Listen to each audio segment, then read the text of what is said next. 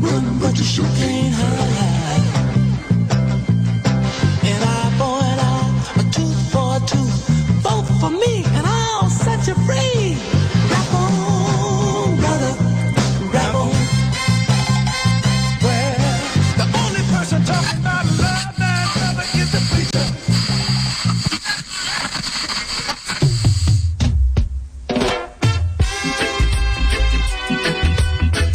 From a cocoon to a butterfly, metamorphosis.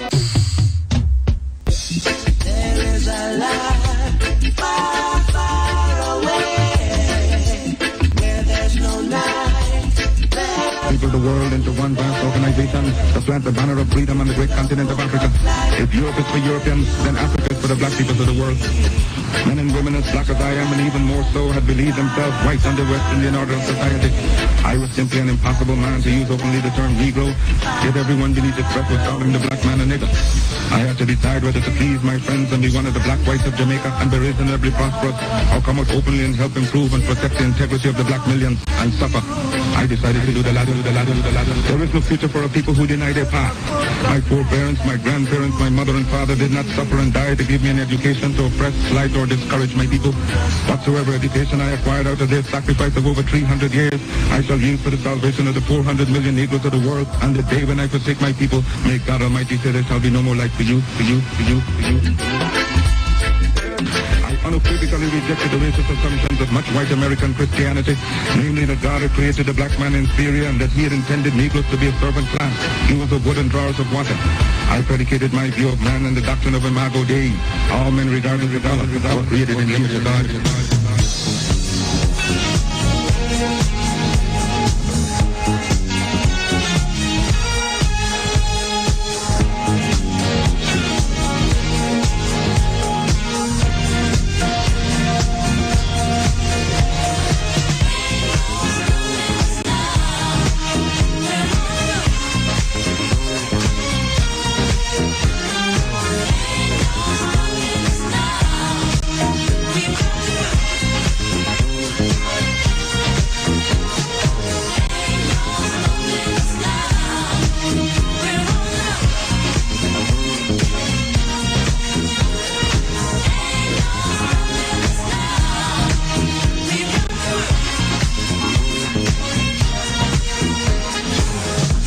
So many things that's held us down, but now it looks like things are finally coming around.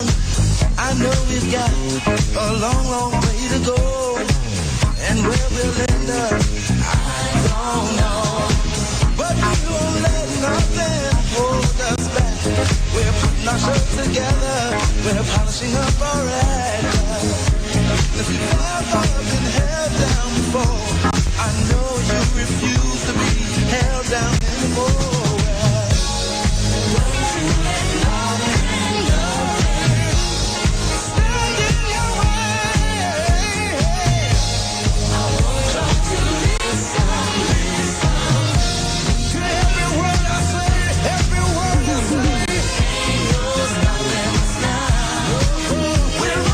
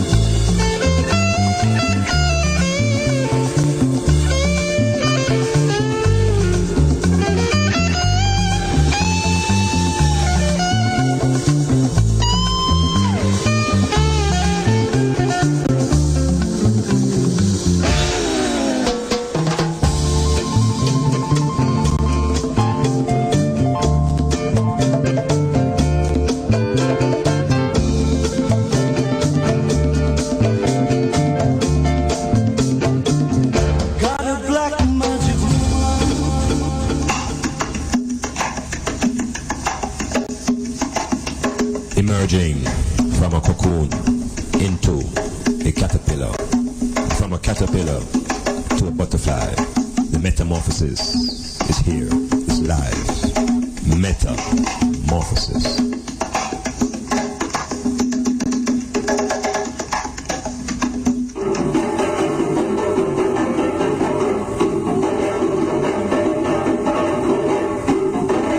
Metamorphosis, word, sound and power, music, drumming, current affairs, everything to grow and lift up your mind. Metamorphosis.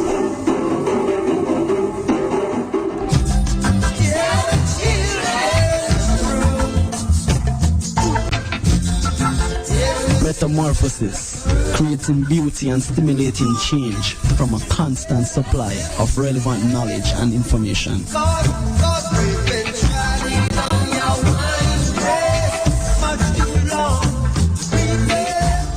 No more youths and youths for sale. We get wise and don't decide to change their style. Bobby wrong, keep your empty promises and your crooked smile.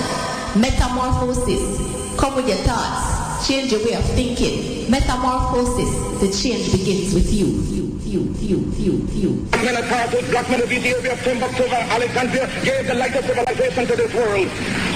Ethiopia shall stretch forth our hands unto God, and princes shall come out of Egypt. I, soft moves, thy Jah Rastafari. Keep listening.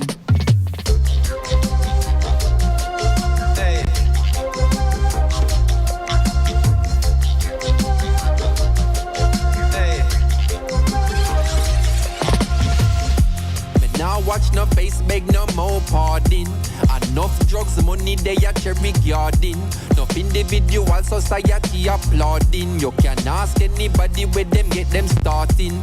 But no politician take a donation. So no criminal will never see a station.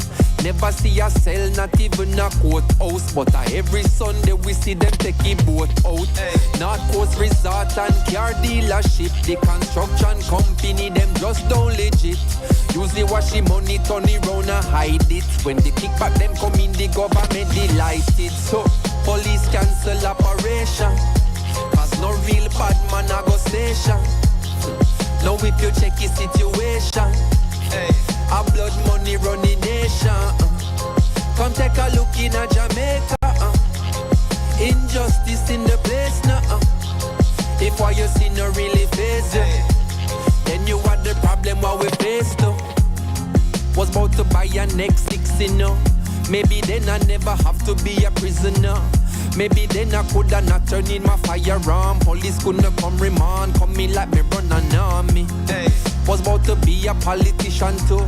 Maybe then I coulda make any decision. Look, maybe then I make 100 million disappear. Then me act like me no care what you bought me back in there. Because this sad reality. In a Jamaica say your status or your salary.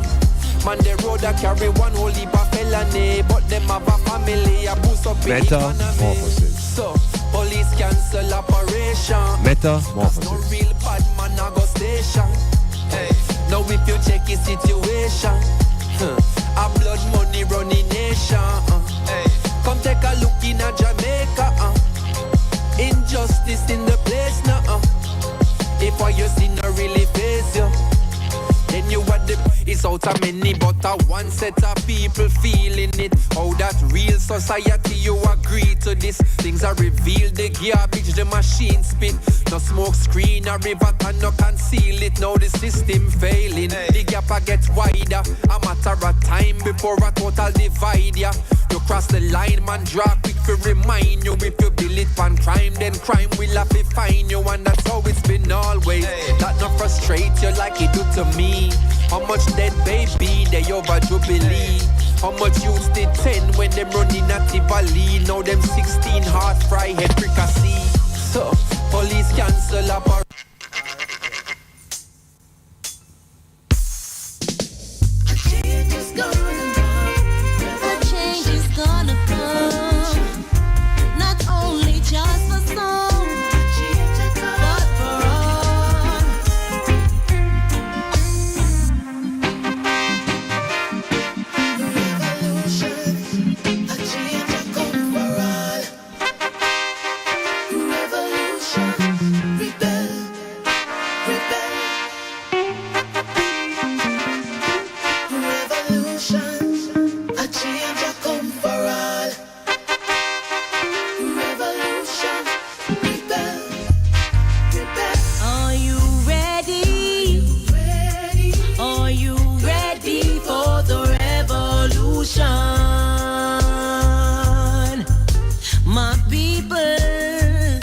You better be ready.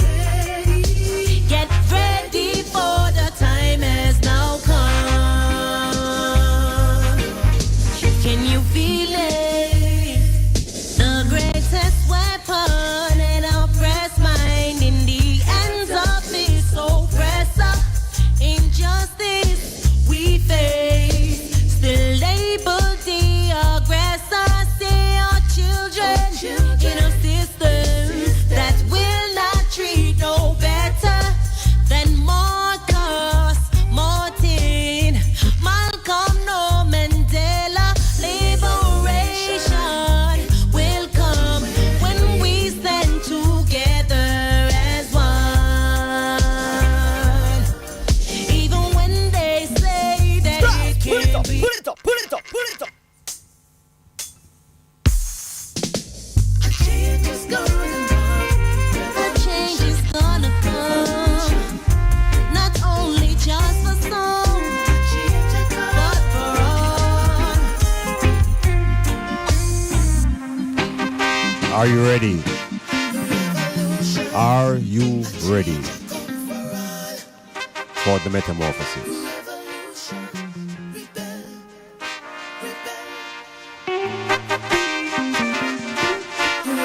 Get ready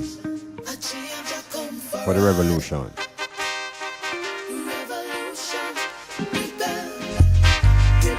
Are you ready?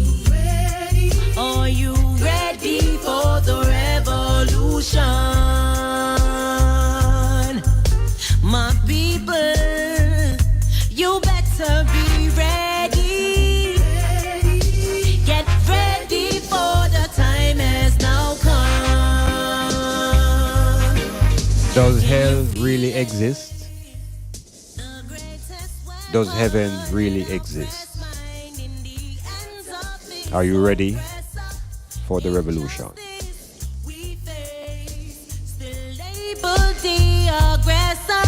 Say our children in a system that will not treat no better than Marcus, Martin, Malcolm, no Mandela. Liberation will come when we stand together as one. Even when they say that it can't be done, we claiming victory. You better be ready. Get ready for the revolution.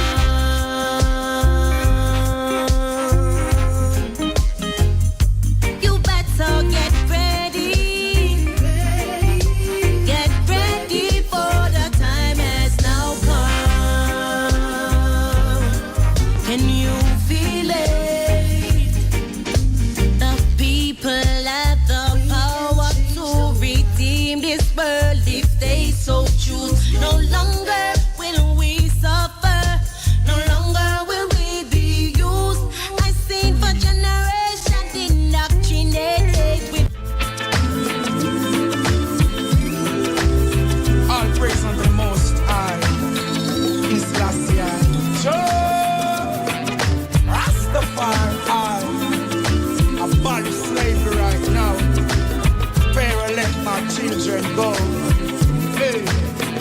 Africa prepare, cause I'm coming home.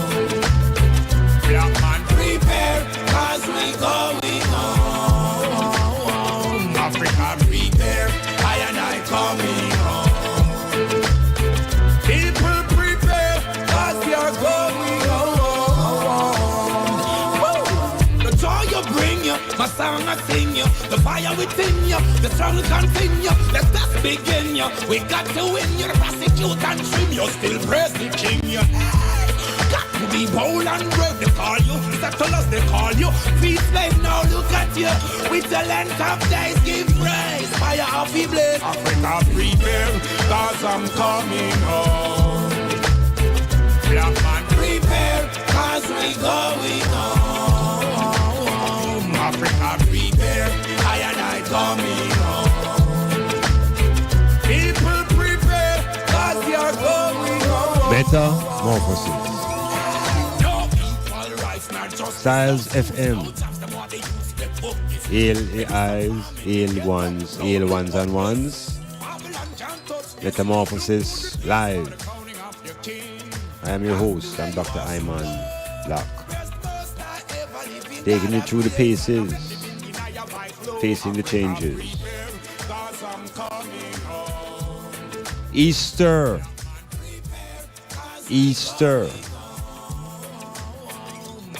Critical junction in the kingdom of Christian thinking. Important day. Time for reflection on the powers that govern the earth. This is such a critical day.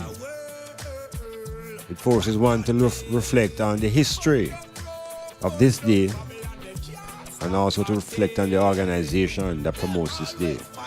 And as an African, I have to look into the genesis and the origin of the Catholic Church. But this is an event that is glorified by the Catholic Church. It's a centerpiece of the control mechanism. Africans must remember that the Catholic Church was at the head of the enslavement process. When the Europeans pushed out of Europe to come into West Africa, the Catholic Church was at the head. So let us not forget that as ones and ones celebrate, we meditate on our journey and on the sources and the forces that have brought us to this place. So it is a time to reflect on not just the Catholic Church, but on the power that this church holds over the minds of black people in this world. And the individuals within that organization that creates a lot of sway through South America, through Africa, through the Caribbean, through North America. Everywhere they go, they leave their impression. The Roman Catholic. And they carry a brand of religion called Christianity. So there's a brand of Christianity called the Roman Catholic Christianity. And it's this Christianity that has been imposed on millions and millions of people across the world. But what really is this thing that has been on our backs from the time the Portuguese decided to make Africans a commodity? What is this thing? We hear over and over that Africa was invaded by the white man, and he came with his gun and he came with his Bible. This is become almost like a joke now, the way it is repeated. But within that whole ideology of conquest, the papacy is what we need to know. The early Rastaman did say, fire upon the Vatican. Early Rastaman said, fire upon the Pope. Fire upon the Pope of Rome. But then that man was considered to be insane. Because then the Pope was considered, and perhaps still considered, the holiest man on the planet. I'm going to show you who this man is now, So this Pope is a character that represents and is symbolic of power in the earth. Power based upon the amount of people who support the dogma of the Roman Catholic Church. So the Roman Catholic Church now is at the heart of this celebration. And at the heart of the celebration are some beliefs and some ideologies. And again, center to this belief system of the Roman Catholics is about the birth and the death and the resurrection and the ascension of the Son of Mary. It all revolves around this character and the story. And for whether you want to accept or not, or whether you want to believe or not, the book tells the people that there was a Son of God. And he died and resurrected and ascended and is waiting in the heavens. But in the meantime, he has a representative on the earth. This is where now we need to wake up. Because if you're going to hold on to the belief that the Son of God or the Son of Man is in heaven preparing a place for ones and ones on earth, then who then is this representative on the earth while the Son of God prepares? And whether you want to know it or not, this representative of the Son of God is supposed to be embodied in the Pope. Yeah, the Pope of Rome, that office, the Holy See, S-E-E. As African people, we need to explore this city, the Vatican City. And the powers that the Vatican hold over you, who hold on to some of the beliefs of Christianity given to us from the Europeans. So this Christianity produced by the Roman Catholics suggests that Jesus Christ is the Son of God, but the Pope is a vicar of Christ. V-I-C-A-R. When you look up that. What does the vicar of Christ suggest?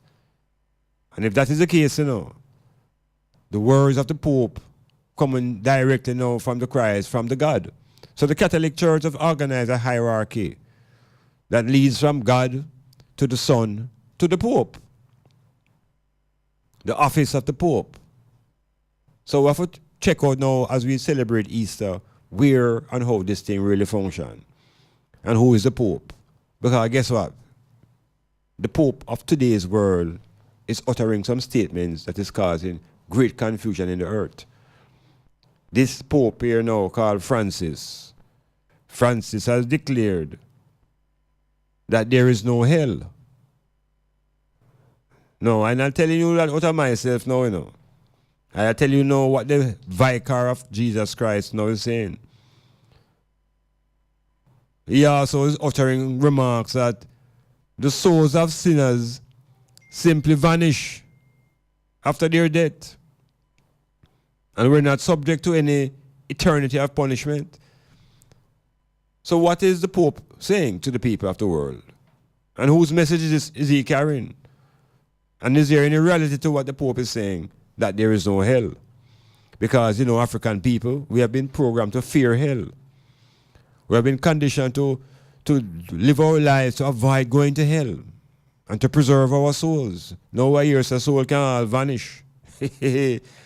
Time to think, rethink this Easter concept. So the metamorphosis now will be exploring that old binary that they put us in, called heaven and hell.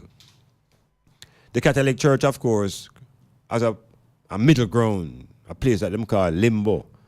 All those who went to Catholic school and are of the Catholic religion know that there is not just heaven and hell, but there is limbo. And there's another place called purgatory. Yeah, these are places constructed in the mind of the imagination.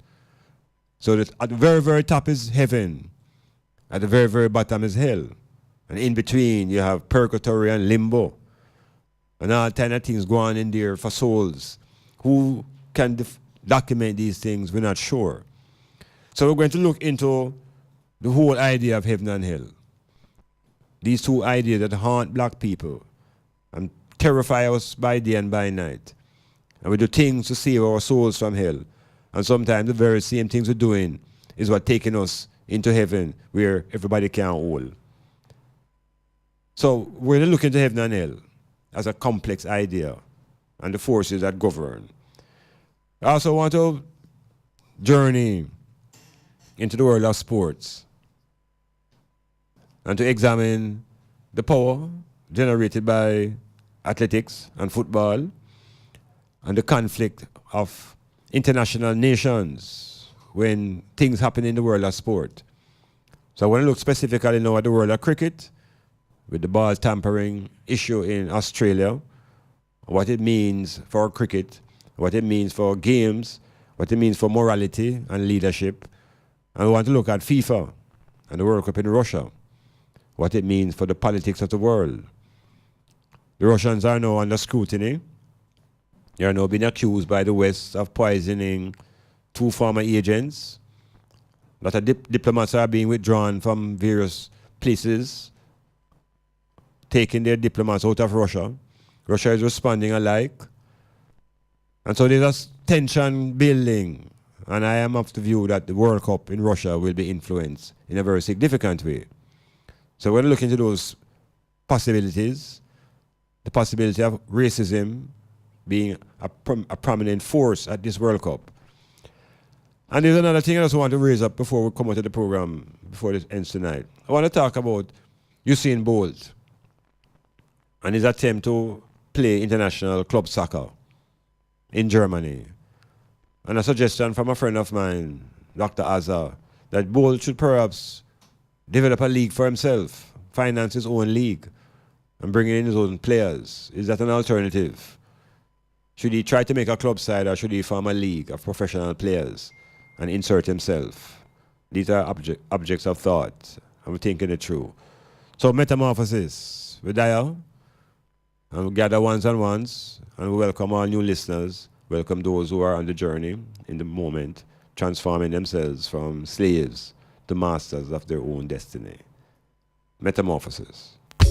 Clifford Guest House, sponsor of Metamorphosis on Monday nights from 9 p.m. to 12 midnight with Dr. Iman Blak. Located at 15 Queen Street, Port Antonio, that's Ditchfield Hill, they offer accommodations for up to 1 month. Call them at 285-0610 for more information. Planning a party, club night out, stage show, a gospel concert, or even a business sales event? Let Styles FM be a part of your promoting tool. Take advantage of our low-priced promotion packages with commercials, interviews, giveaways, reviews, and much more. We have special offers when you mix and match and bundle your options. Contact us at 876-286-9216 or 439-5160. Styles FM for the most effective way to exploit your marketing dollar. SWAT promotion, Boom Energy Drink and Magnum Tonic Wine presents to you St. Thomas Carnival and Water Party, Colonel's Cove, Morris Bay. Music by Zone Warrior, DJ Sonny P, Craig Ross and DJ Spine from Trinidad and Tobago. St. Thomas Carnival 2018. Dress the sweat and get wet. Admission pre-sold $800 before $12, $1,000 after. Sponsored by Classic Super Shop at Morris Bay, GD&K, Golden Shore Resort. Saturday, April 7th, St. Thomas Carnival and Water Party, Colonel's Cove. Must be 18 and older to drink right. DIB Block Factory and Hardware Supplies Limited, your home for the widest selection of building materials and hardware supplies in Portland. Shop everything from plumbing to electrical to home decor. Find unbelievable prices on tiles, toilets, basins, faucets, shower enclosures, vanity sets, doors, windows, lumbers, and much more. Get up to 25% off at DIB Hardware the last Friday and Saturday of every month with their mega month-end sale. Visit any 3 locations in Portland, Buff Bay, St. Margaret's Bay, and Port Antonio. Call 993-4415. DIB Hardware, your foundation starts with us. Planning a party, club night out, stage show, a gospel concert, or even a business sales event? Let Styles FM be a part of your promoting tool. Take advantage of our low-priced promotion packages with commercials, interviews, giveaways, reviews, and much more. We have special offers when you mix and match and bundle your options. Contact us at 876-286-9216 or 439-5160. Styles FM for the most effective way to exploit your marketing dollar. Are you thinking of a place, extraordinary place where you can get a wide variety of Jamaican cuisine, scrumptious local dishes, and at the most affordable price? Zilla's Kitchen has the widest menu to suit your appetite and lifestyle. We're located at Bridge Street, Port Antonio. Place your order for pickup or delivery service. Call us at 453-6030. That's 453-6030. Zilla's Kitchen, the restaurant of choice. We never close. We never close.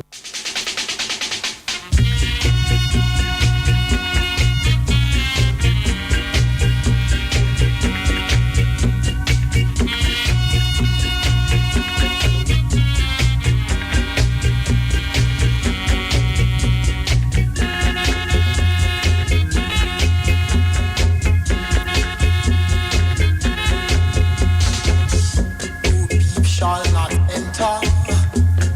These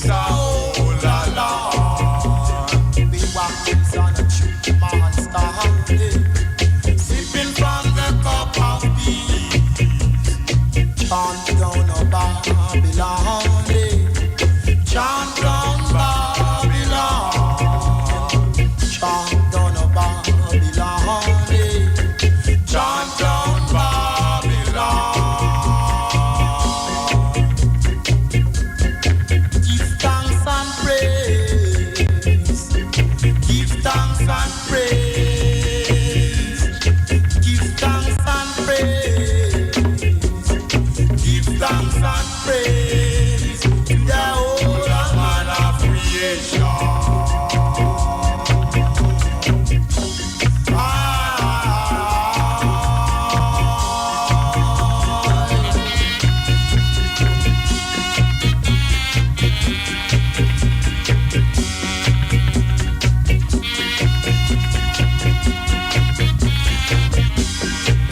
Live Metamorphosis, continuing into this early segment, investigating the validity of what the highest ranking officer in the papacy utters to the world.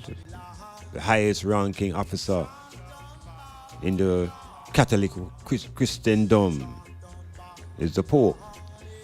Now there are a lot of people who tell us, well, my religion have nothing to do with the Pope, you know. Well, I'm going to tell you whether you know it or not.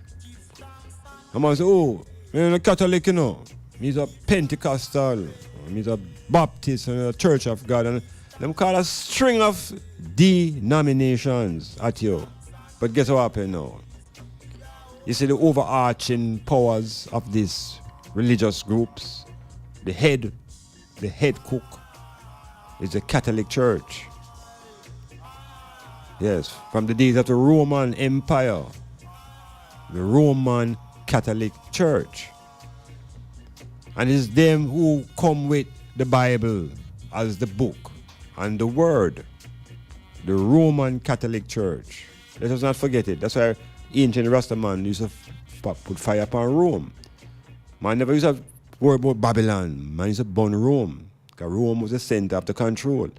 Remember, say the Romans enter Egypt, you know, and overthrow Cleopatra, you know, and bring the Egyptian empire to a close. So let us see where we're coming from and who is it that we're facing today. So, the Pope, symbolically the head of the Roman Catholic Church. And when the Roman Catholic Church began to have its internal squabble, there was a breakup. And out of that emerged the Anglican Church. A struggle between the kingdom in England and Scotland and them tribalism. And then they were breaking off of the Anglican. And you have the Methodists and the Baptists and all other deviations. But at the foundation is the Catholic Church. Is the Catholic Church bring the teaching of Jesus? Is the Catholic Church bring the teaching of Mary and Joseph? All of those things. Is the Catholic Church bring it? So whether you're Catholic or not, you hold on to those stories. And those stories are foundation to the Christian teaching. That's why we celebrate a thing like Easter. So there's an event within the period called the Passover, which is really another term some people want to call it, like the Last Supper.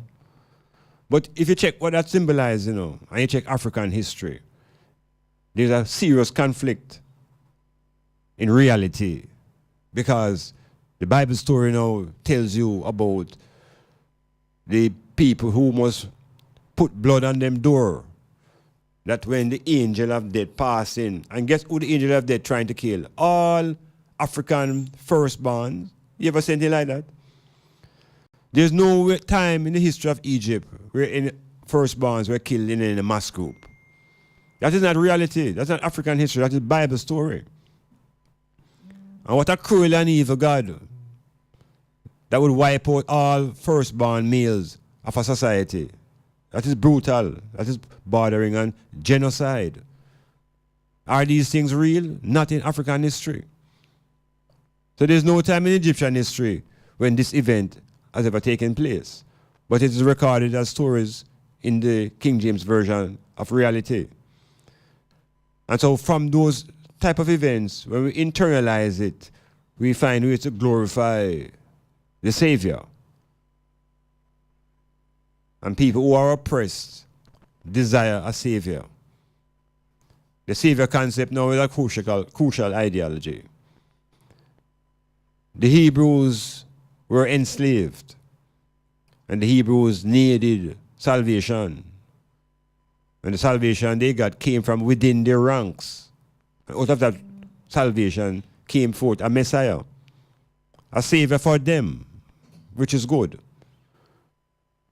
Within the black people's journey in the Western world, our oppression forced us to cry for our Savior too. And out of the womb of the black woman came a Savior in the format of Marcus Messiah Garvey. That's a Savior, to the African people out in the diaspora. And Garvey comes with the ideas and the philosophy of how to liberate ourselves. It's the same thing with the Jesus amongst the Hebrews. And within the Africans on the continent, let us bear in mind that all the countries in Africa were colonized except Ethiopia. So the symbolic head of Ethiopia now would represent the highest form of resistance to colonialism. So the salvation for Africa came out of Ethiopia in the personality of His Imperial Majesty. So the cries of the African were answered through Haile Selassie. And Selassie came into the political arena and organized the Organization of African Unity and brought African states together politically. That is an aspect of salvation. So saviors emerge in all cultures where people are being oppressed and have a hard time. So we respect the Hebrew savior, which is the Jesus, and we respect the savior of the African continent, which is Haile Selassie, and we respect the savior of the black people in the diaspora, Marcus Messiah Garvey. The Chinese have their own salvation, They have the people who emerge in out of them culture to provide philosophy and leadership. Confucius, as an example. So, first of all, we don't want to be overwhelmed with this concept of a savior. And that salvation means the saving of our souls. Because here we go now with the concept of the soul. And this is what the Pope is suggesting now. Because this idea of the soul has been taught to us now again by these same Europeans. It's them come to us with this idea of soul. And they tell us that we have to save our souls. And that salvation now comes when you live a certain way and conduct a certain way, your soul shall be saved. Because if not, you shall perish in hell. Here today, the Pope is telling the world that there is no hell. So what is the condition of the mind if you are told for 2,000 years that there is a hell to be afraid of, and overnight you're here that there is no hell? You have a question now. What is this concept called soul that you have been trying to save? Is it the sole of your feet? That is the important soul? Or is this thing that is invisible? We have to check soul. And as an African, we have to compare now soul with spirit. The Africans always had a spirit. What is this thing called soul that can be sold? Metamorphosis. The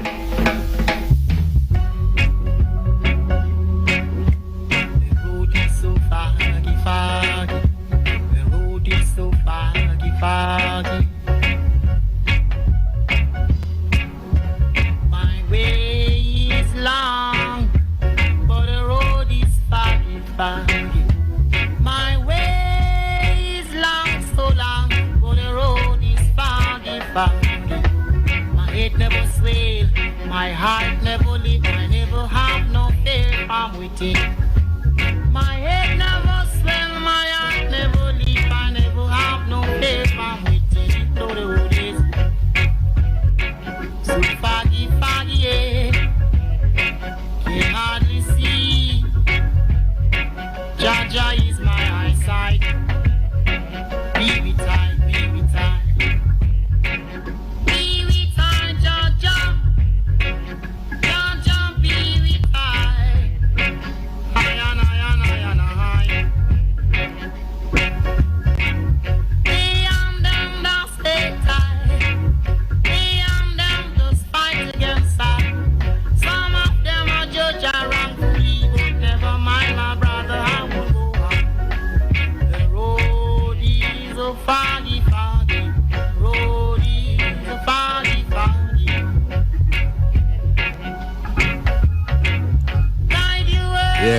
to delve into this identity character now, named the Pope, P-O-P-E.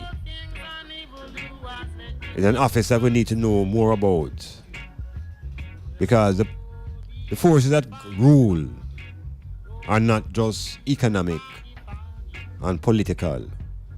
There are some forces that are deeper than that. Psychic forces that are driven by religious ideas, affect your psyche in some ways that you would never imagine. As I said, the Pope was at the head of the colonization movement. It was the Pope or the papacy who decided to divide the world between Africa, share up the whole world between Europe and between Spain and Portugal. When Spain and Portugal went to war, the Pope interceded and drew a line to separate the world. One part of the world would belong to Portugal, one part of the world would belong to Spain. This is the power of the office, you know. They must share up the whole of the resources of the world amongst themselves. And them couldn't solve it because of war, so them go to the Pope. So this office is a very critical and important office in world affairs. The Vatican City have their own post office and their own army and own. It's a little city and it's a world unto itself. So this Pope here now is recognized as the 266th Catholic Pope. So it's long time the papacy is around.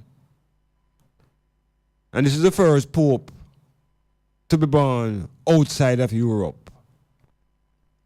So him come with a different cultural mindset. Same ideology, but a different cultural influence. Because this Pope was born in Argentina to an Italian family. Now, let us not be naive in thinking that as far as the office of the Pope is concerned, it's only Europeans have been in the office. Because the history of the Pope, papacy tells us that there were 3 popes that were Africans. Yeah, in the 2nd century. So the office is a serious place. And we have to examine now the words and the utterances from the leadership, because this office of the Pope insists that it is the closest link to Jesus the Savior. And for all the African people and black people who accept Jesus as their Savior, they can't overlook the Pope. They can't. Because it's out of the teachings of the Pope why these people even come to know about this Jesus the Christ. So the words of the Pope are important to the minds of the people in the world. So the Pope has now uttered that there is no hell. And not only has he uttered that there is no hell, he began to speak about the nature of the soul. That there are good souls and there are bad souls. Now, most of you accept these basic ideas, you know, because we're locked up in the binary of good and evil. So there's a good and there's an evil. So if there's a concept called soul, then there's a good soul and there's an evil soul. Now, I have a little friend that I am moving around with, and this is just a little diversion. We ended up having a little discussion about whether evil was the same thing as being wicked. Whether wicked and evil is the same thing. Whether I them thing. Is one more deadly than the other? Wicked or evil? Because we know what is good and evil, you know. So what is wicked? Wicked is more intense. But we have the binary to work with. And in that binary now we have good and evil. So we have good soul and bad soul. We have good cup and bad cup. And we just analyze everything within the concept of good and bad. We overlook oftentimes now indifference. Indifference is a third and a mighty force. A force which is neither good nor bad. It's like the neutron in the electron and the proton unit that we call the atom. So we're respecting the third force all the time. But for the moment, we deal with how they teach you about good and bad. So there's this good soul and this bad soul. And you must try to spend your life now that in a way when you die, you will die with a good soul. And in this accomplishment of a good soul now, that soul now will be preserved and taken up, they say, into heaven. And the bad soul now, we're told, will be taken down, would go down into the bottomless pit. And that soul would burn for eternity in the bottomless pit. That was the program for 2,000 years. The most dreaded construction that the mind could face. Fire that can't out. So this soul idea now became very important to black people because with the acceptance of the soul, them tell us that the body don't really count anymore. The body now, them say, is expendable. So you can work it to death. But make sure you preserve your soul. So we slave from age 16 to age 60.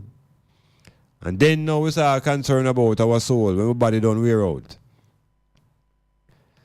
But here comes the new news. There is no hell. Everything hell, all things going pop loose now, you know. Because if there is no hell, it opens the door to question, is there really a heaven? Is there really a heaven? And if there is a heaven, we know that there's a limited amount of space available there. We know that because the same book called the Bible tells you that there's a limited amount of persons that will hold in the new earth. They actually quote the number. They say 144,000 souls shall be saved. 144,000. Right now we have 7 billion souls on the planet. And I can't tell you how many billions passed through already. But out of all of those billions and billions and billions of souls, it's only 144,000 can get saved. You know, so it's a confusion that. You know, so it's insanity that. You talk about crab in a barrel? What a race. The Pope has become awakened to a reality. And the Pope decided to expose it. They might take him out for that, but him say it already. Because what I'm doing now is tinkering with the entire system. Because you see, if there's no hell, there's no place for the devil to live. The whole thing start mash up, you know. And if there's no devil, you don't need Jesus to save you, you know. You know, since the whole dolly was pull up. We are going to look into this carefully, you know. Because the Pope pull a plug. And pull a plug enough black people free to think of that there is no hell. And if there's no hell in the spiritual world, is there a hell on earth? Is there a hell on earth? Does hell relate now to the conditions of your existence? And does heaven relate to the conditions of your existence? You have water. You have light. you have medical supplies that you need. You have those basic things you need. You have shelter. Perhaps the absence of those things is really hell, you know. Yeah, man, when you reduce to beggardom, that could be the real hell. So we're giving thanks that the Pope has opened the door for I and I to enter. Enough time into the Rastaman, I show you say, not no go so. We burn out them kind of thing there. But now, when the highest authority in Christendom make that utterance that there is no hell, then I with my little brain can think that if there is no hell, then there is no heaven, and if there is no devil, then there is no God, and then the whole house start fall down, and when the house fall down, one thing is left. It's just the I. Metamorphosis.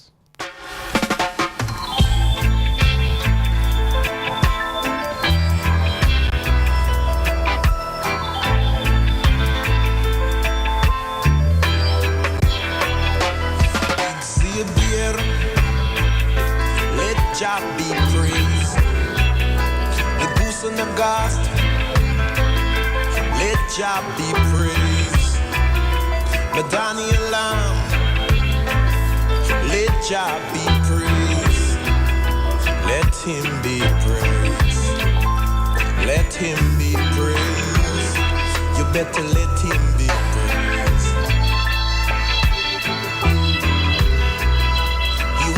spread the hills from his chambers, and the earth is satisfied, so satisfied. He maketh the grass to grow for animals. Jah made the herb for Victor the first African Pope. So the office really has no regard for what race you are. Office is about power, control, domination. First through armaments, when the Roman Empire was at its highest level. But as the Roman Empire declined militarily, they remained in power through the ecclesiastical states, through religion and through ideology. Rome still rules.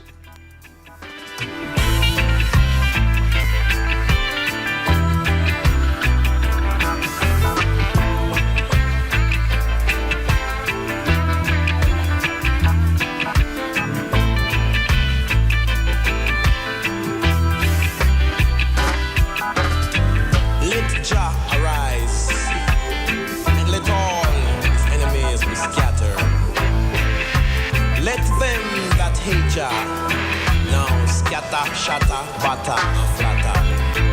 As the smoke is driven away, Jah, drive them away. As the wax melted, let them be melted, Jah Jah. Exhibir, let Jah be praised. Daniela, let Jah be praised. The goose and Nagas, let Jah be praised. You better let him be praised. Let him be praised. You better let him be praised. I said let him be praised. Oh, lightning.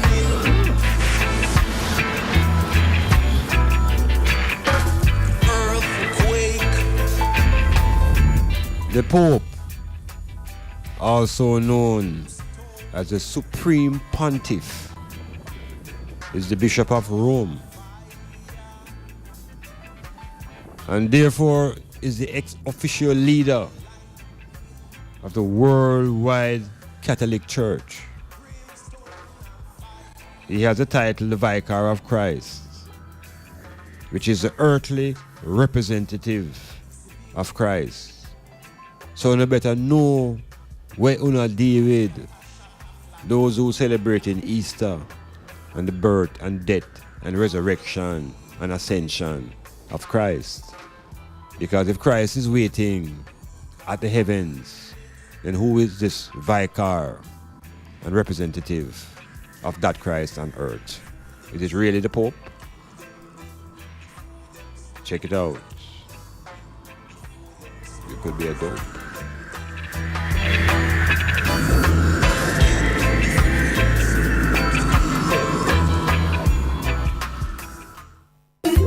Are you thinking of a place, extraordinary place where you can get a wide variety of Jamaican cuisine, scrumptious local dishes, and at the most affordable price? Zilla's Kitchen has the widest menu to suit your appetite and lifestyle. We're located at Bridge Street, Port Antonio.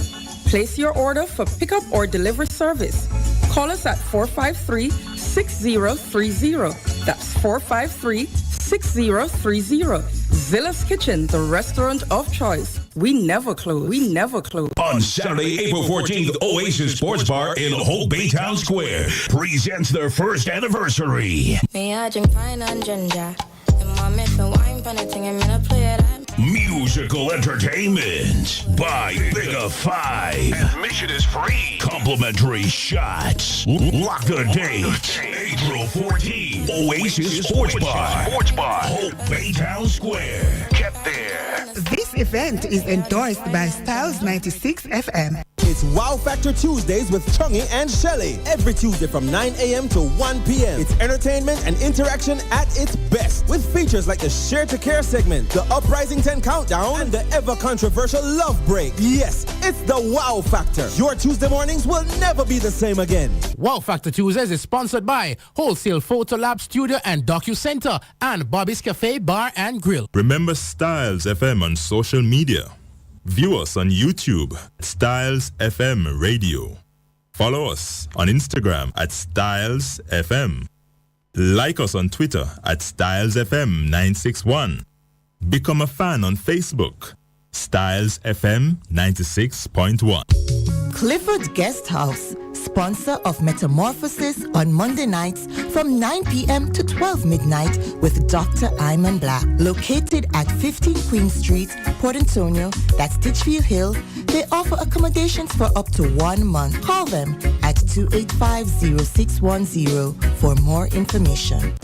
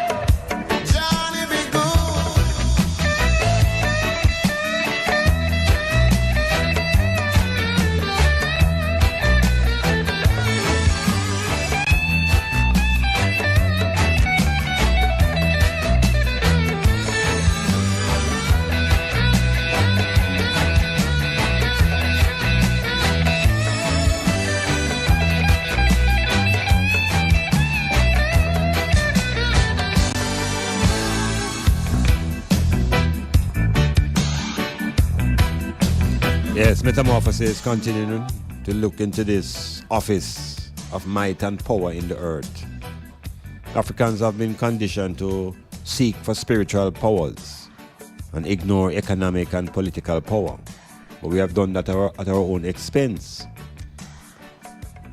Because political power is crucial in terms of controlling land and resources. If we concentrate too much on spiritual power, we will always be poor, materially.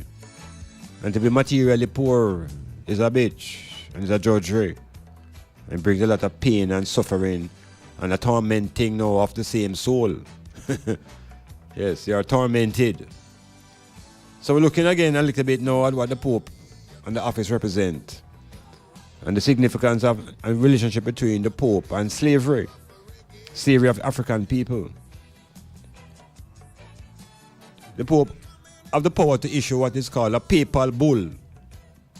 Papal bull is a official decree or an attempt to clarify a doctrine sometimes. And one of the critical treaties that came out of the Pope was a treaty called the Treaty of Tordesillas. Tordesillas. This was in 1494. And when we understand what this treaty did and how it affects African people, we may have a different view of this whole religion that we are embracing. Because when the Europeans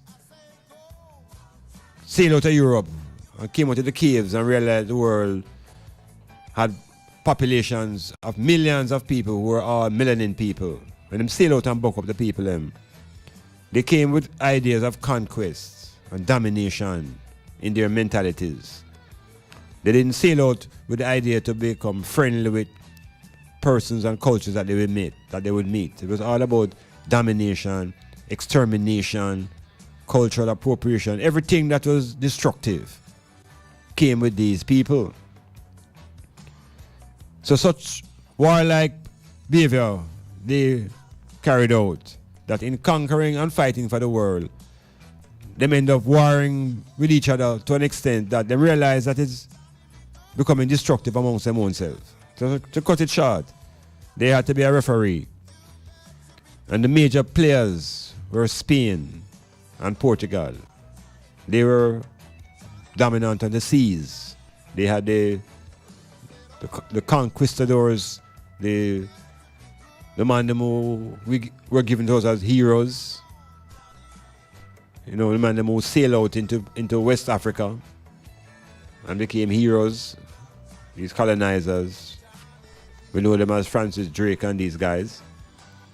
But ultimately, because of the conflict and the desire to ease the conflict, these two countries ended up signing a treaty in 1494.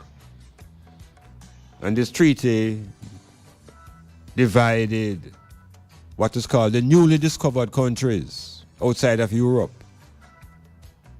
To divide these countries between two empires, the Portuguese and the Spanish. So in 1494 now, they don't tell us much about that. They must tell us that Columbus discovered the Caribbean in 1494. But this region became, well, not even the region. We just want to focus a little bit on the powers that created that separation. So the Pope and the papacy are responsible for dividing the world, giving one section to Spain, one section to Portugal.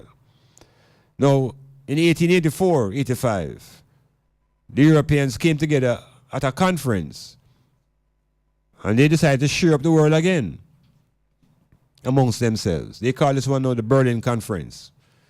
This was overseen not by the papacy, but by the European powers, the same white men them. So both of these groups of people have the same interests, colonization and conquest. And the office of the papacy has been at the head of colonizing African people. So the book that they bring with them, the Bible, is a chief weapon of colonization. And the colonization that book promotes is not that of the land, because the military takes care of that. This is colonization of the mind. So the mind becomes colonized and you remain a slave even when the chains are removed physically. And at the core of these mental chains are the ideas that come through Roman Catholic Christianity. The idea of a God that has chosen people. Yeah, as a youth, it always befuddled me. How could God have chosen people? So that means he's a biased God. And you read the story and the myth of Adam and Eve, that he favored one son over the other, that God was a biased God.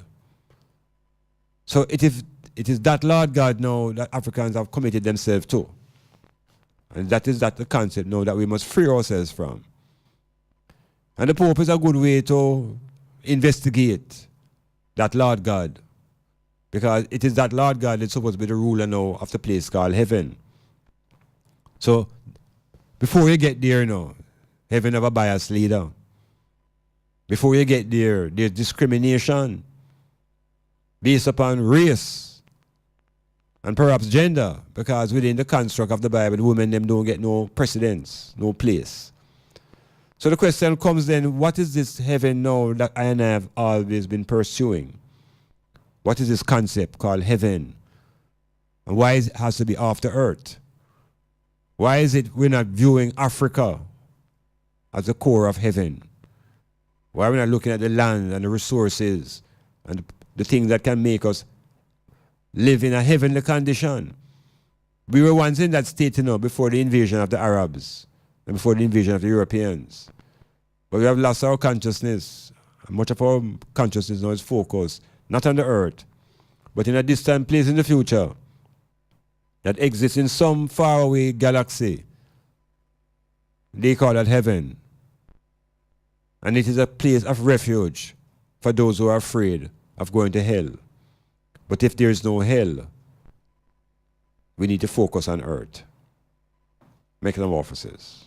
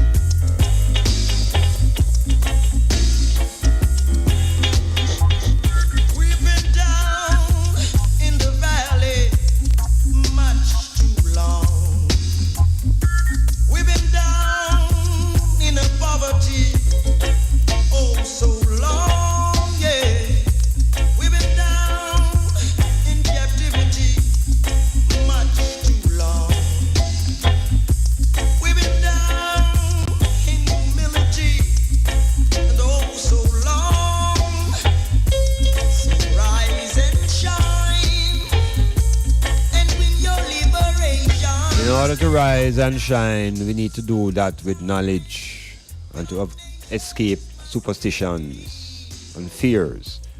So we want to delve into this thing now called the soul. Because nearly all of us get the impression that man have a soul. We hear that over and over, We hear it sometimes without questioning it. So we all have a soul. And you ask them if animals have a soul, them say no, animals don't have souls. Does the tree have a soul? No, the tree don't have a soul. So we want to know, what is this thing called soul now that man is claiming that he has, that other living things don't have? And what is it that I'm going to try to save now when I'm dead? Because it all come down to that now, the concern about when the body expires. What happens to the energy in which is obviously active, even as I and I speak? What happens to that energy? So there's a great amount of speculation, philosophizing, all sorts of methods are used to explore the idea of a soul, because it begins with an idea. And sometimes if you want to find the genesis of ideas about ourselves and our makeup, we have to start from the egg and the sperm. We have to start at the genesis that I and I know. Where does the soul enter? How does the soul come into existence between the egg and the sperm? Does the sperm have a soul? Does the egg have a soul? Or does a soul come into being when they collide, and therefore it has an existence in a dimension that we don't know? How do it really go? And how can we know, or can we know? And what is critical about knowing or not knowing is about thinking. We have to begin to think. not just ingest these cliches and phrases from the generations that have gone long before, and we just pass them on to our children and they don't think. We now have to make thinking a part of our activity. So we're going to think it out. And when you're thinking, I don't want you to muscle up. I don't want you to muscle up and think, you know. I want you to relax and think. So now, this soul idea now, this idea of a soul, how are we informed to come to any idea or conclusion about the soul? Well, we have to look into our socialization processes, we have to look into our embryology, we have to check some other disciplines. But we're going to start with embryology. And we'll say when the egg and the sperm collide, do we have any evidence that anything called soul exists? And what happened within the sperm itself? Does the sperm have a soul? And the sperm them that don't connect and create life, when they fade away in the body of the female, what happened? The soul disappear? Hey, maybe the Pope know a thing, you know. So, we're going to check out the genesis of the soul. So we have to look at the spermal level, we have to look at the level of the egg. We have to look at the possibility that when they both collide, energy is manifested now from that collision. Can we call the energy soul? And if so now, what is it we call in spirit?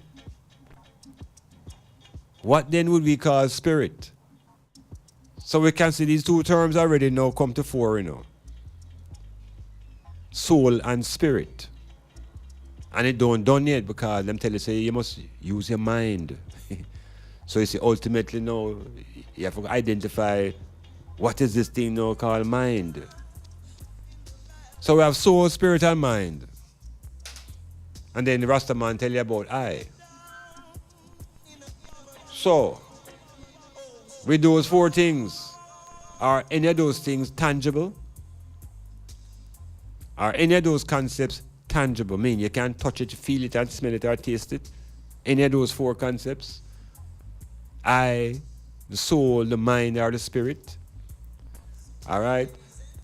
One thing is foundational without having these ideas, that there must be a base. And the base now is the physical structure. The physical structure now is the base, you know, because without that now we can't even talk about nothing. So the foundation is the body. So I don't want one going to know that the body no important, you know. It's a foundation, it's a temple now. And from that now we're going to search now to find this thing called spirit and soul. Which one do we really have as a people and which one can be lost? Can you lose your mind? You ever hear some people lose their mind? Or something can drop out? It's an idea. Where is your mind? Where you keep it? Them say people all have bad mind. So does that mean if you have a bad mind, you have a bad spirit too? Or is the mind and the spirit different? And how does that relate now to your soul? Can you be a good soul with a bad mind? Can you be an evil spirit with a good mind? I say these things, you know, because I want them interrogate these concepts. Because we have to drop some of them, you know. We have to Lego some of them because maybe some of them are the same. But one thing we know exists before we engage with those ideas is that the body is a reality. The body is a reality. The body is a temple, a physical temple upon which all of these other things now must rest. So we can begin the search now by recognizing how the body constructs and what are the powers within the body. And the essential power, besides the heart and the lungs and the physical thing to keep the body going, is the brain. The brain, we're going to say, is the master organ. But I'm going to tell you a joke, and then we're going to take a break. I read a thing one long time ago, you know, that when the body was being put together by divine forces, when the body was finished, put together, all the parts of them started quarreling amongst themselves. one big argument as to who and which part is the most important part of the body, which organ is the most important. And one big argument starts. And you know the heart just step and say, well, hear me now, nothing can go on unless me pump, you know. And the man them say, hey, so the brain step in and say, well, you know, it's me direct things, you know, and this and that. And everybody come up with a part to define. The legs say, oh, without me, you can't go nowhere. One argument start.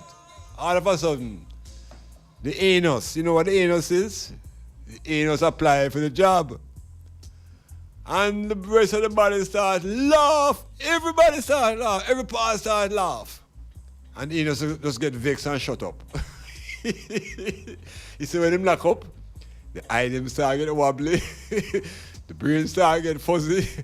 So, long and short of it, it's in order to be in control, you don't really have to be a brain. You just have to be an ass. Check Trump.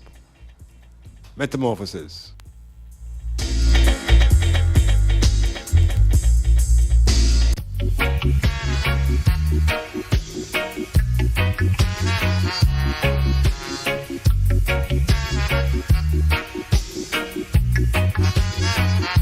Now this was just another day.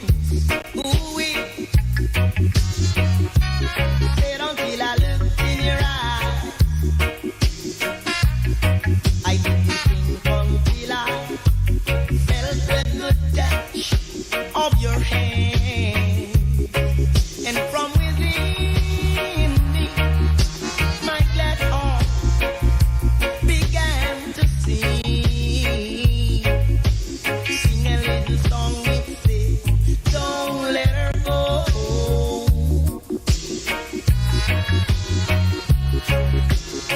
Now aren't you old enough to know that she's the one?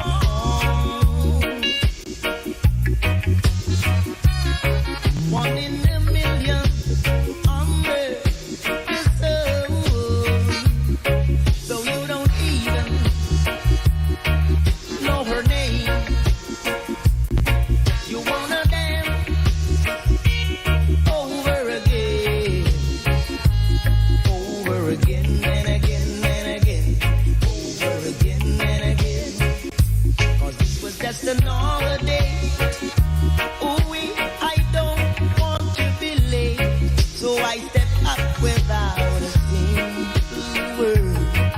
Now my woman dressed in a cultured dress, and look how she moved her way, and all of a click when the lights turned on, and I saw her beautiful face. Something told me, don't let her go. So we're continuing the exploration to try to find his soul. So when the egg and the sperm lick up, and we know that an individual comes into existence. There was no individual before, you know. We had cells, gametes. And when the male cell went in search of the female, it was a race that was defined by the most determined of the sperm. The sperm with the greatest amount of will power would win the race. So we begin to see even within these energies, characteristics like willpower. And then we look at the egg now, we think the egg is governed by the powers of desire. Because the egg desires to be fertilized. So there's desire and will in motion, nature at work. And we remember now, you know, we are searching for something called soul. So the egg has its ambition, and the sperm, you know, there's millions of sperm get shot out one time, and a one get in, you know. Millions die along the way, you know. Imagine, it's like a marathon, you know. Imagine when all 6 or 7 or, imagine all 100 leave. 100 sperm leave, and them turn the corner for go on the final lap. And when them look and see the tape, and man look on one and say, oh, nah, lose this, you know. there is determination by the sperm that enters the egg. And not only there's their determination, there must be a willingness on the part of the egg to accept the sperm, because the egg don't take any sperm, you know. It's the vibration and the frequency that determines which sperm enter. So things going on, activity going on to define the individual that will become a being at that point in time. So this living being that's going to come into existence, that's going to have its individuality. They might tell me now, say that thing have a soul already. So what is the soul of that egg and sperm? I don't think anything goes so, you know. I don't think anything airy-fairy goes so, you know. But we're going to follow the journey through embryology. And I'm saying to the item now, as the individual multiply and go through mitosis and meiosis and the various processes of evolution at the cellular level, we get cells and we get tissue and we get organs. And at the level of organs now, we begin to talk about consciousness. And the first organ of consciousness is the skin, responsible for experience of sensations. And to say the concept of soul, it could be equated to the skin, because this is going to be our covering, you know. This is going to be the covering. This is going to be our protection, our soul. This is as African people. So I just say my skin is the nearest thing to the concept of soul. And surely I will always want to save my skin. Now, who don't want to save them skin though serious? And there are powers now in the skin, just like there are powers that's supposed to be generated from the soul. There are vibrations that are released by the skin, and there are vibrations that are accepted by the skin. So we're not going to dismiss the skin as something that is just for perspiration. It's an organ of sensation, it deals with vibrations, and it is a soul. It is a protector of all that is within. But what really is it now that is within, that the soul is protecting? It protects a major organ called the brain. And it's from the brain now we get this consciousness of the I. So I'm saying no, African people don't need to claim a soul that needs to be saved for in the future life. Because we have a soul as with skin. And we have a spirit, which is the I. What then is the brain? What then is the mind? Those two seem to be closely related. The brain-mind. We're sure of the brain, you know, because the brain is in our heads, tangibly. The mind seems to be an extension, a creation of the brain. The mind can be a force field of energy that surrounds us. In the same way the fetus is in the ocean, in the same way the ocean could be like the mind. Philosophy, psychology, metamorphosis. Are you thinking of a place, extraordinary place where you can get a wide variety of Jamaican cuisine, scrumptious local dishes, and at the most affordable price? Zilla's Kitchen has the widest menu to suit your appetite and lifestyle. We're located at Bridge Street, Port Antonio. Place your order for pickup or delivery service. Call us at 453-6030. That's 453-6030. Zilla's Kitchen, the restaurant of choice. We never close. We never close. Planning a party, club night out, stage show, a gospel concert, or even a business sales event? Let Styles FM be a part of your promoting tool.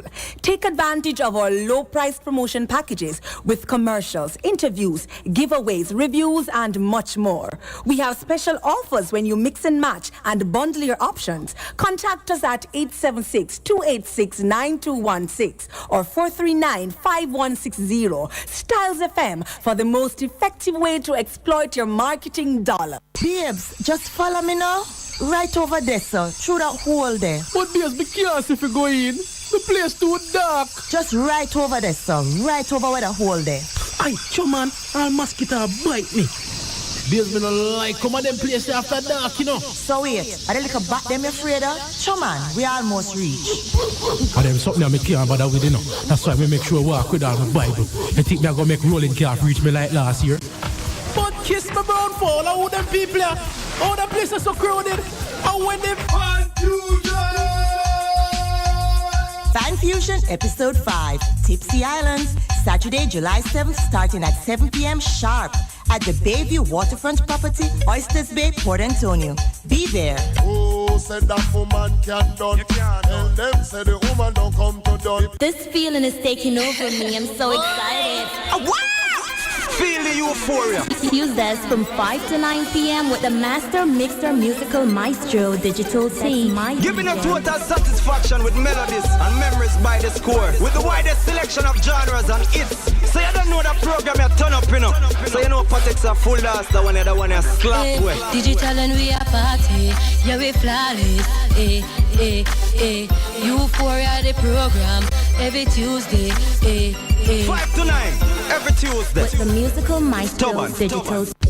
Clifford Guest House, sponsor of Metamorphosis on Monday nights from 9 p.m. to 12 midnight with Dr. Iman Blak. Located at 15 Queen Street, Port Antonio, that's Titchfield Hill, they offer accommodations for up to 1 month. Call them at 285-0610 for more information.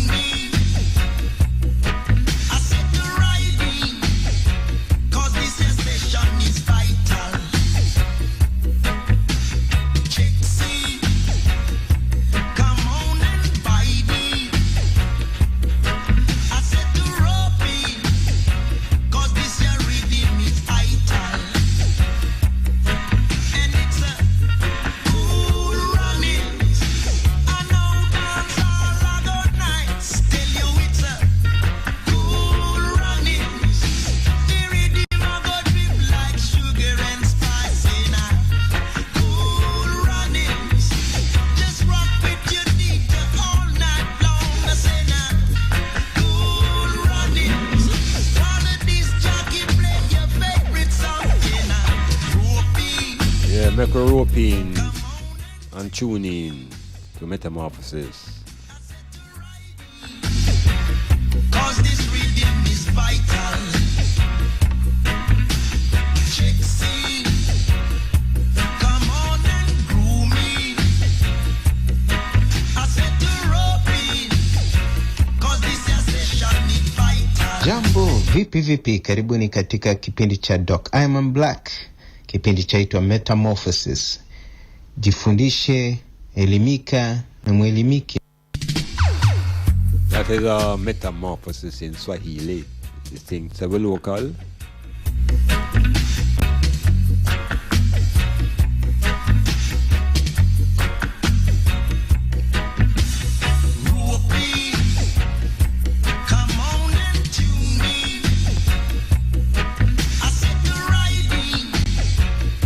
Yeah, we'll check out how we come to our knowledge about this concept called soul. For what I just uttered before, you know, hardly nobody going to want to even examine or agree with that, you know. Because that's not the traditional perspective of what soul is. Soul has nothing to do with skin according to them. Soul knows the religious concept. And how do we get our religious ideas? From the Roman Catholic book called the Bible. And how is it introduced? In the book of Genesis. This is the most popular place to get the idea of soul. And it's in the book of Genesis. And of course, we have been programmed to believe that this book is a reflection of the genesis of the whole universe and the beginning of man and mankind. And everything is in that. One book orchestrated by King James. And so we read it now with great amount of tremor. And in the first book now called the Genesis, they tell us how we came into the world and how the world came into being out of nothingness from a being that was always here and can never be nowhere or everywhere and can be everywhere at the same time. And so we read now in Genesis chapter 2. This is a story now that takes African people outside of their consciousness and puts the Africans within the context of a fable. It's called the fable of Adam and Eve. This is a fable where the consciousness of Africans are reversed and the woman now comes out of the man. For the first time, birth is in reverse. It's the first time nature is totally reversed. Where within procreation, it is now the male who is delivering the female out of his bones. High mythology. This is where African people lose themselves to accept things that are outside of nature. And it gets even more complicated now. Because in this chapter 2, which is not an African story now, the African story is more relevant in chapter 1. When the God of creation said, let us make man, male and females, and send them out to multiply and replenish the earth. That is more relevant to the African experience. Chapter 2 now speaks about this male called Adam and this bone creation called Eve. And this introduction of favoritism and bias and murder, all the evils that befuddle society today. Now we hear that this is the central point. This is the beginning now of evil. And in this beginning of evil story, it tells us that the Lord God formed man of the dust. Now, man is not of the dust. Man is of egg and sperm. Man is of a liquid environment. And all Africans, through our procreation process, none of us came out of dust. So we cannot accept a mythology now, or a fable, that shows our beginning coming out of dirt. We burn that. We reject that outrightly. Because I have our traditions and stories long before we come into contact with these Europeans. They are writing and telling us now about a beginning that they know of. And I'm telling you now that this male in chapter 2, remember now, chapter 2 is after the 7th day of creation. And in the 7th day of creation, the Lord of creation rested. And on the 6th day, the God of creation made man, capital M, males and females. So chapter 2 now speaks about a male being created out of dirt. This is not Africans. This is not black people. If you look at this story from a distance. So when this male is created, we are told that the Lord God formed the man of the dust of the ground and breathed into the nostrils the breath of life. And that man became a living soul. This is where I become first exposed to this idea of a soul. So there's a connection in this fable that the breath of life is the soul of man. That the soul is the breath. And if you hold your breath too long, you lose it. And if you lose your breath, you lose your life. But what about this concept of judgment now? How does the soul become judged? And who determines where the soul go when the physical expire? What happens to the breath? Does the air maintain its identity and consciousness of the individual? The air that we breathe?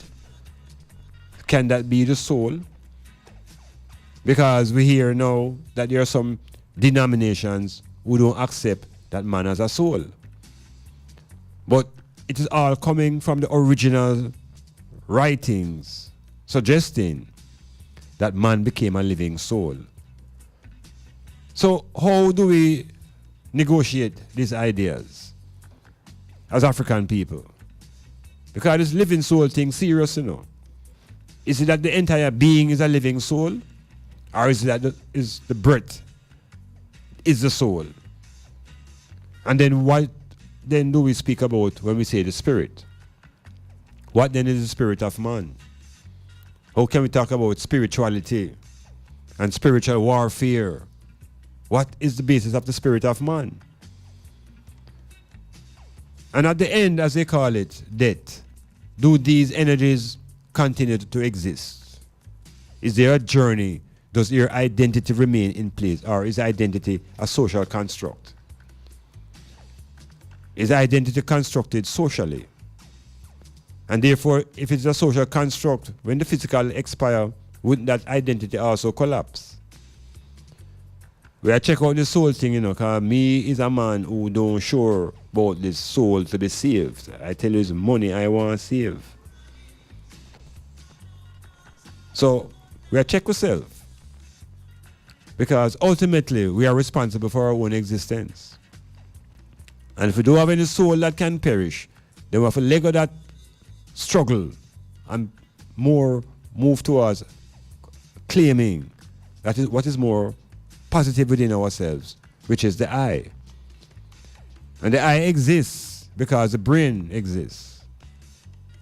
And the I exists because the pineal gland exists within the brain.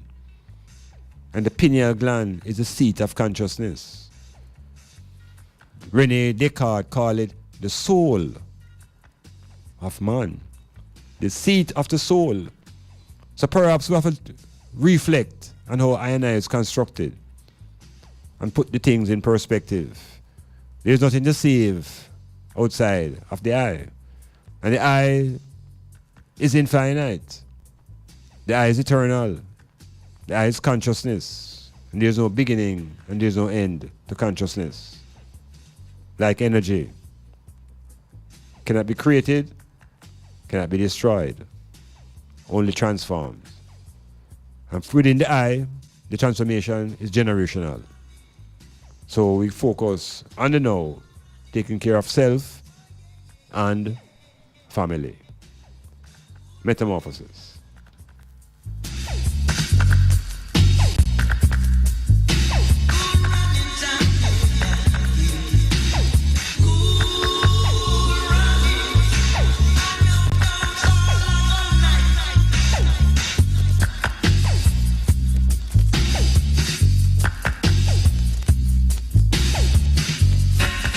When the African people started to produce something called soul music, and we started to create soul food, what were we referring to when we said soul?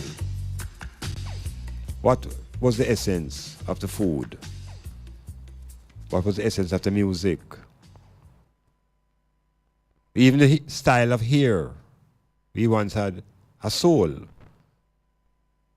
We have to check the language, you know, because the soul of the African perhaps a whole different construct than what the European is calling soul. Because remember now, you know, we are endowed with melanin and pigmentation that must be part of our soul. Check it. Check yourself. Check our construct. What is it that we should be saving? Money, our integrity, our family, our relations.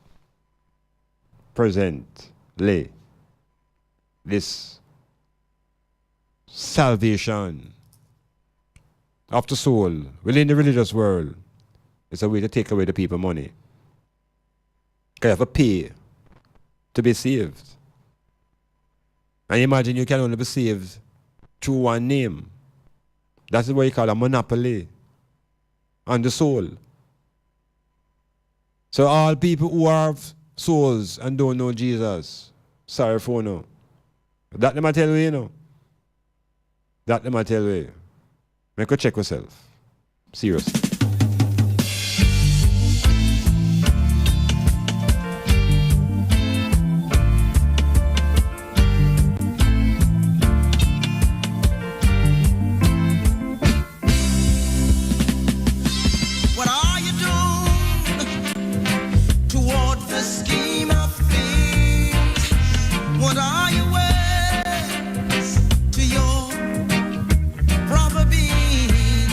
What are you doing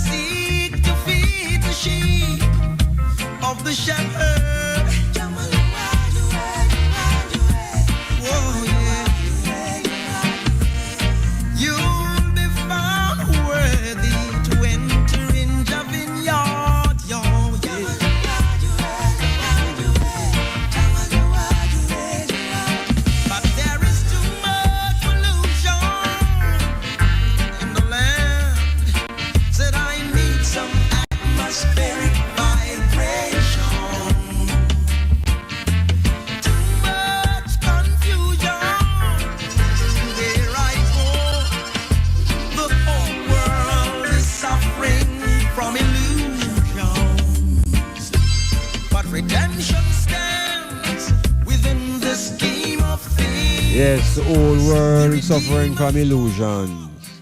If we spend all our time trying to save our soul, what then is the value of the mind? What you spend so much time now going to school and educating yourself for? Are you trying to develop your soul? Or you want to develop your mind? And how do we exercise now the power of the intellect? Yes, the intellect. The intelligence, no, that's supposed to be driving behavior. How do we develop intelligence? What is the role of the I and the intellect? What is the role of the mind? And where do you keep your mind? Is it in your head? If you ask a man where your mind is and point him head, generally where your mind is, when a man says, hey, if you use your mind, I'm usually point him forward, or him head. Does that suggest that the mind is inside your head? And is the mind the size of your brain, or is it smaller than your brain to fit into your head? How you know where your mind is? What is it? How does it function? Can you lose it? Can you develop your mind? So we have to re-examine these concepts. Because is the mind more important than the soul?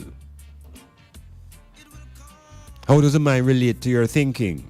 And ultimately know what is the role of the brain as it connects to the mind? Are they connected? Are they separate? Are they the same? So with all of these various aspects of ourselves, we have to know whether there's anything to save from any damnation and anything to save from any fire. Because if there's nothing to save from damnation and fire, all our focus should be on earth now. Right now. Activity. And so those who control the forces of power will perhaps feel a little bit more uneasy if people will begin to focus on the now. Because the now is where it's at. But the soul concept now make you feel like you can deal, you will survive now because there's a greater to come in the future. Because your soul shall be saved. Well, I said to them now, make you check out this soul saving. How do we save our children from oppression? How do we save ourselves that we are saved from financial bankruptcy? So we're searching for the mind. We're looking for the spirit. Because we hear say man is made up of three parts: mind, body, and is it spirit or soul? Are there 4 parts to man? The ancient Egyptians thought that there were 7 parts. Yes. They even consider the shadow to be an aspect of man. The Ba and the Ka, life force. So we don't have to be locked up into this construction by the Europeans through religion. And we have to be constructed by Sigmund Freud in our psychology. That we have an ego and an id and a superego. We have to revisit our own self through the lens of our own eyes. Because in reality, it is ideas that run the world. Ideas rule the world. And ideas emerge out of the, not the soul concept, but out of the brain of man. Yes, ideas come out of the brain. Because we think. And out of the power of thoughts, we get our ideas. So even the idea of a soul comes from the brain. Yeah. And if you begin to recognize and respect the power of the brain, you begin to respect yourself. Because the self is just a manifestation of the I and the me. A different thing that now we're gone into, but it's true. We are not constructed in the European format with this ego and id and superego. I'm going to suggest that there's an I and there's a me and there's myself. I'm not calling it the Black Trinity. Reese positioning African psychology to be free from European tyranny. Me, myself, and I And collectively, we are a force to reckon with. There's no soul to save. Anything that needs to be saved is ourselves and the nation and the race of black people. Metamorphosis.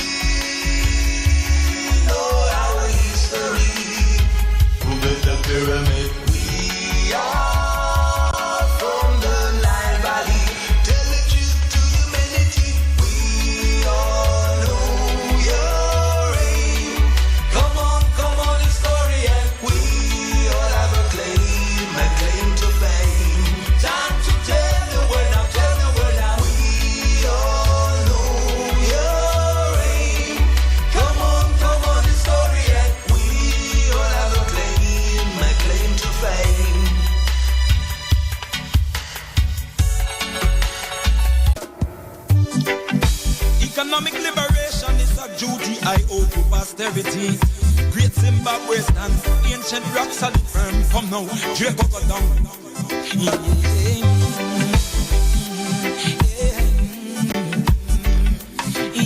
There is a WhatsApp, and the person is asking about where can they get copies of this program online. Well, there are a couple of sites that you can go. You can check my website at imanblak.com, imanblak.com. You can also go to Styles FM radio, and you can see the previous programs, and you can have access to what's happening tonight, and so on and so forth. So it's available for all persons. If you're not able to listen to the program live, you can go online. You can check Iman Blak website, www.imanblak.com. And on that website, you'll see things of interest, I hope. There's a bookstore there. You can pass through and patronize the eye. And there's also a podcast with broadcasts of sports and other issues. So that will take care of that. And we're healing up D. D is a serious soldier, revolutionary youth man. Heal up Sexy from Galena and all the people down there in St. Mary. Heal up Charles, people in Richmond. Heal up Pauline and our twins. See that you celebrated their birthday recently, the two youths them. Let's go and go through. Heal up the people in Port Antonio and Portland generally. Heal up the people in St. Thomas. Heal up a man who have a shop up in Hampton Court. Heal up Shalon. Yes, and all the people in that district. Yes, give thanks for listening. And then I must just pass through the man shop and do him a favor. Heal up to Sewell and all the St. Thomas technical people. And we go right across the parish, right through Marantby into Harborview, Kingston, St. Andrew. And I heal up to the people around the island of Jamaica. And of course, Kasha Block, if you're still here, hail, down in Western Portland. And we're in the people in the North American scenario, all my Canadian listeners. Names, too many names to mention, but they them know themselves. And in North America, the people in the US of A suffering under great anxieties within that administration. But you got to stay strong and stay focused, and it's time to focus on your spirituality, which is grounded in your blackness. So I hate that for the nails and the eels and the eels, and the metamorphosis continues right through.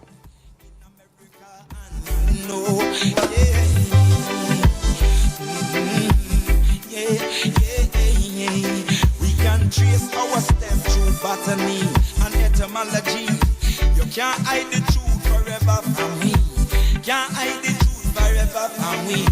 Yeah, where me mess who, what is revealed is only right and true. We are standing on the soil that made you. Standing on the soil that made you. Standing on the soil that made you. Yeah, are you standing? Zimbabwe wants, great Zimbabwe wants, great Zimbabwe wants. Planning a party, club night out, stage show, a gospel concert, or even a business sales event? Let Styles FM be a part of your promoting tool.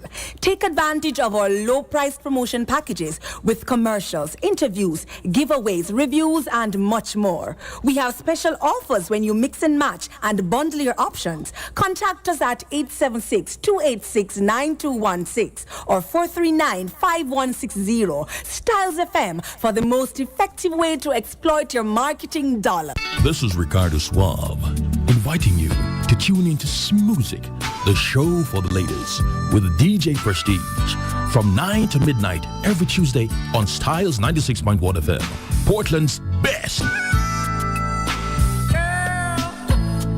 I've been watching you. Are you thinking of a place, extraordinary place where you can get a wide variety of Jamaican cuisine, scrumptious local dishes, and at the most affordable price? Zilla's Kitchen has the widest menu to suit your appetite and lifestyle. We're located at Bridge Street, Port Antonio. Place your order for pickup or delivery service. Call us at 453-6030. That's 453-6030. Zilla's Kitchen, the restaurant of choice. We never close. We never close. Clifford Guest House, sponsor of Metamorphosis on Monday nights from 9 p.m. to 12 midnight with Dr. Iman Blak. Located at 15 Queen Street, Port Antonio, that's Ditchfield Hill, they offer accommodations for up to 1 month. Call them at 285-0610 for more information.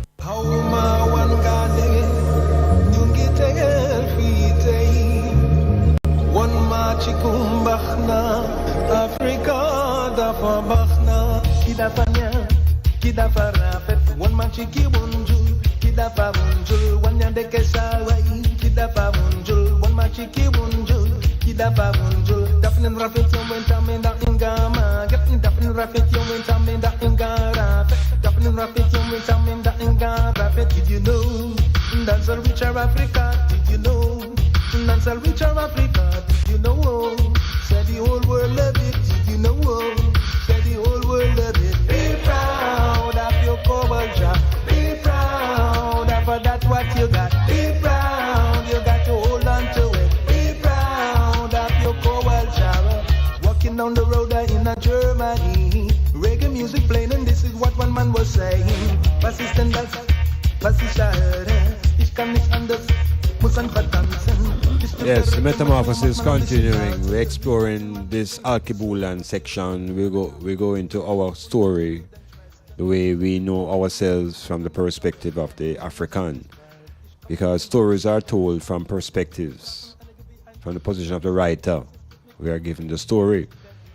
And all of things that influence the writer will influence the story. It's politics, it's economics, it's religion, it's philosophies. Everything that influences an individual who's a writer will be reflected in the writings. So we know that if you're colonized and conquered by a people, most of your literature will be presented to you from their perspective. So we have always been exposed to literature from the perspective of the conqueror, the colonizer. And those information is never to make you rise up and to challenge and to liberate yourself. It is simply to maintain the status quo. So the culture of Africa is always important to embrace, as well as the history, in order to solidify what you call your identity, your culture and your history. And what balances that out now is your perspective. So you have the knowledge of the culture, and you have the knowledge of the history, and you have the wrong perspective, you're way off. Your identity will be confused. Don't forget those aligned. But when we speak about African culture, we must not limit it to just the culture of the people on the continent. Because we have to expand it to the culture of black people. And there are black people in places far, far different and away from the African continent. And I want to just make a reference to a people that is not spoken of often, but they have a history and an anciency that is mind-blowing. Most of our knowledge comes through the British education system, as we were colonized by the British. And so we only know what they tell us, basically. Those who were colonized by the Spanish would know the things that the Spanish or the Spain would want their colonized communities to know. But here we are celebrating Easter. And there's a place in the world called Easter Island. I want them make a note of this place, Easter Island. And it's not in the Atlantic, it's more in the other great ocean, the Pacific Ocean. And we have to recognize now the black populations from that region of the world. We can't just lock up wrong yourself and go and like say, this is the world, you know. The Pacific Ocean is great, has vast amount of islands. And there are an island archipelago that consists of Melanesia, Polynesia, and Micronesia. These are black people with thousands of years of culture and history. So when we talk about culture, it goes wide and deeper than just saying African. Because these people have their own genesis. And if we begin to respect now blackness as the foundation, even to the Africans and their spirituality. So Easter Island now is a set of islands in the Pacific. And one of the things I want to just make mention about Easter Island is that on these islands, there are some, what are we going to call them? Oversized statues. Some heads, oversized heads, made out of stone. Giant, oversized statues made out of stone.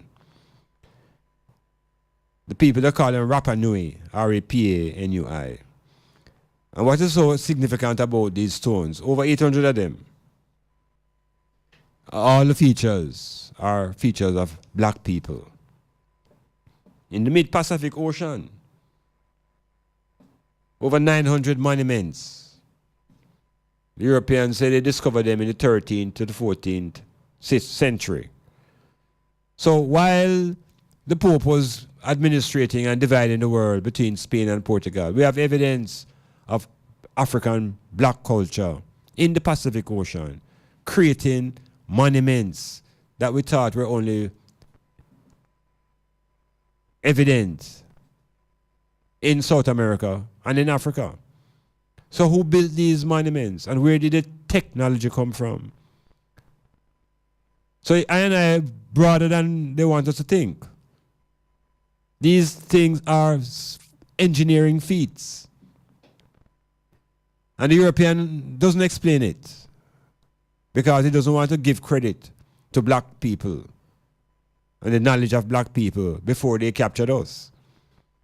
They wanted to think that our experience began in 1494 and everything started around Columbus.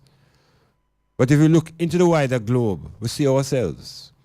We see black culture. So check out Easter Island as we celebrate Easter and learn more about the power and the glory of the culture of black people. Metamorphosis.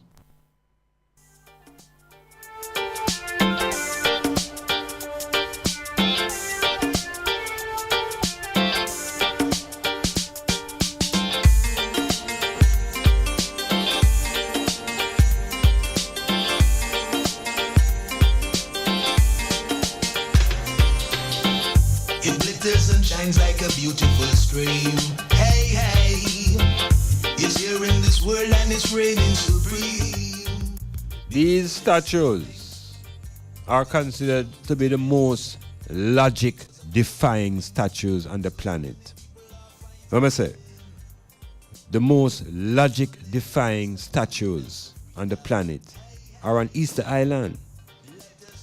Who are the natives? Who are the original inhabitants? They say that Easter Island emanates a magnetic, mysterious vibe. Yeah, that sound black.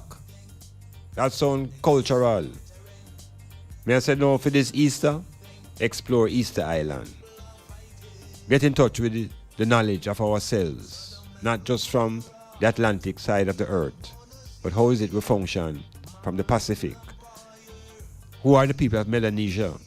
Why them call them Melanesian people? Is it because they have melanin? What's the link between the melanin people and the people of the Melanesian islands? And the Polynesians and the Micronesians? These are names given to black people by Europeans. So our culture is global and our culture is ancient.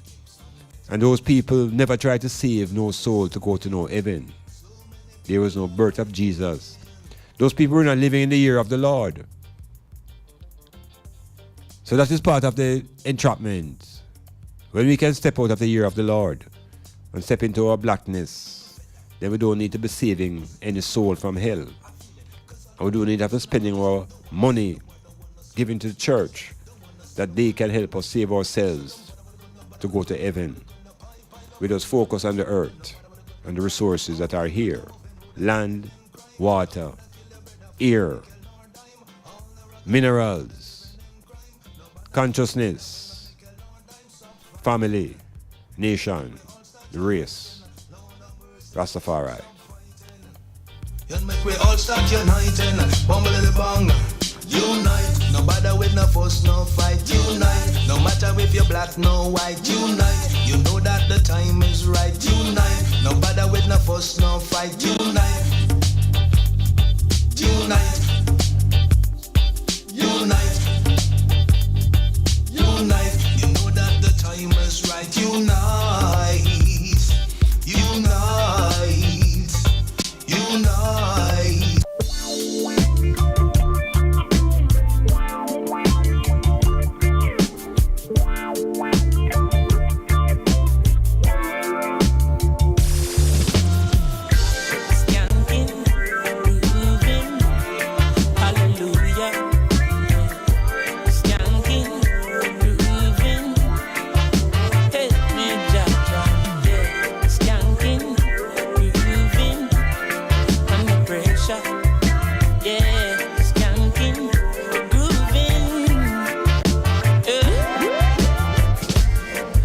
Richie, this is how you are search out the program them online. Just keep searching. Just check my website or check Styles FM and you see what I go on. Yeah man, and just spread the vibes. When the bills them, the rent and the mortgage due. Yeah. When me chalice, when your best friends are gone and it's only you. Yeah. Like a past split turn up the music. Skanking sweet. Everybody wanna feel like free. Forget your troubles and the rock with me. You know feel a reggae music sweet. Yeah. Skanking sweet. Everybody wanna feel like free. Forget your troubles and the rock with me. You know feel a reggae music sweet. Yeah.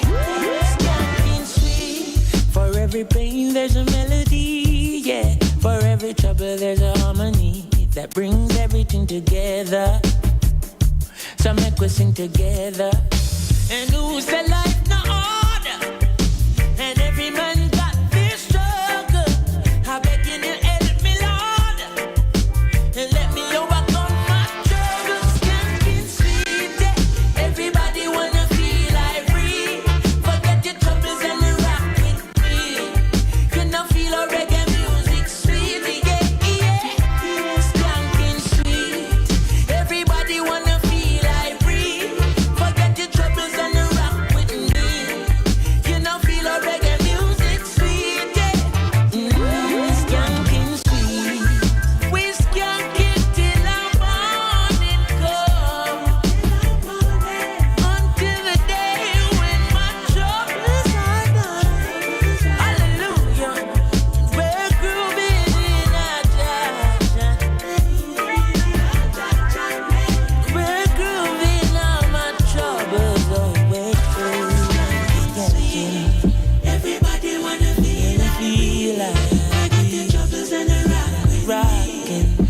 know feel a reggae music sweetly. Yeah. Everybody wanna feel Irish. You know feel a reggae music sweet. So skanking, grooving, skanking, skanking. Yes, the metamorphosis is continuing.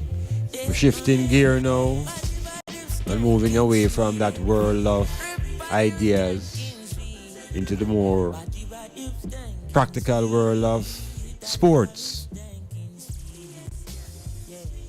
Yeah, this world is more closely related to activities on the earth, where nations and communities and clubs and individuals engage in competition.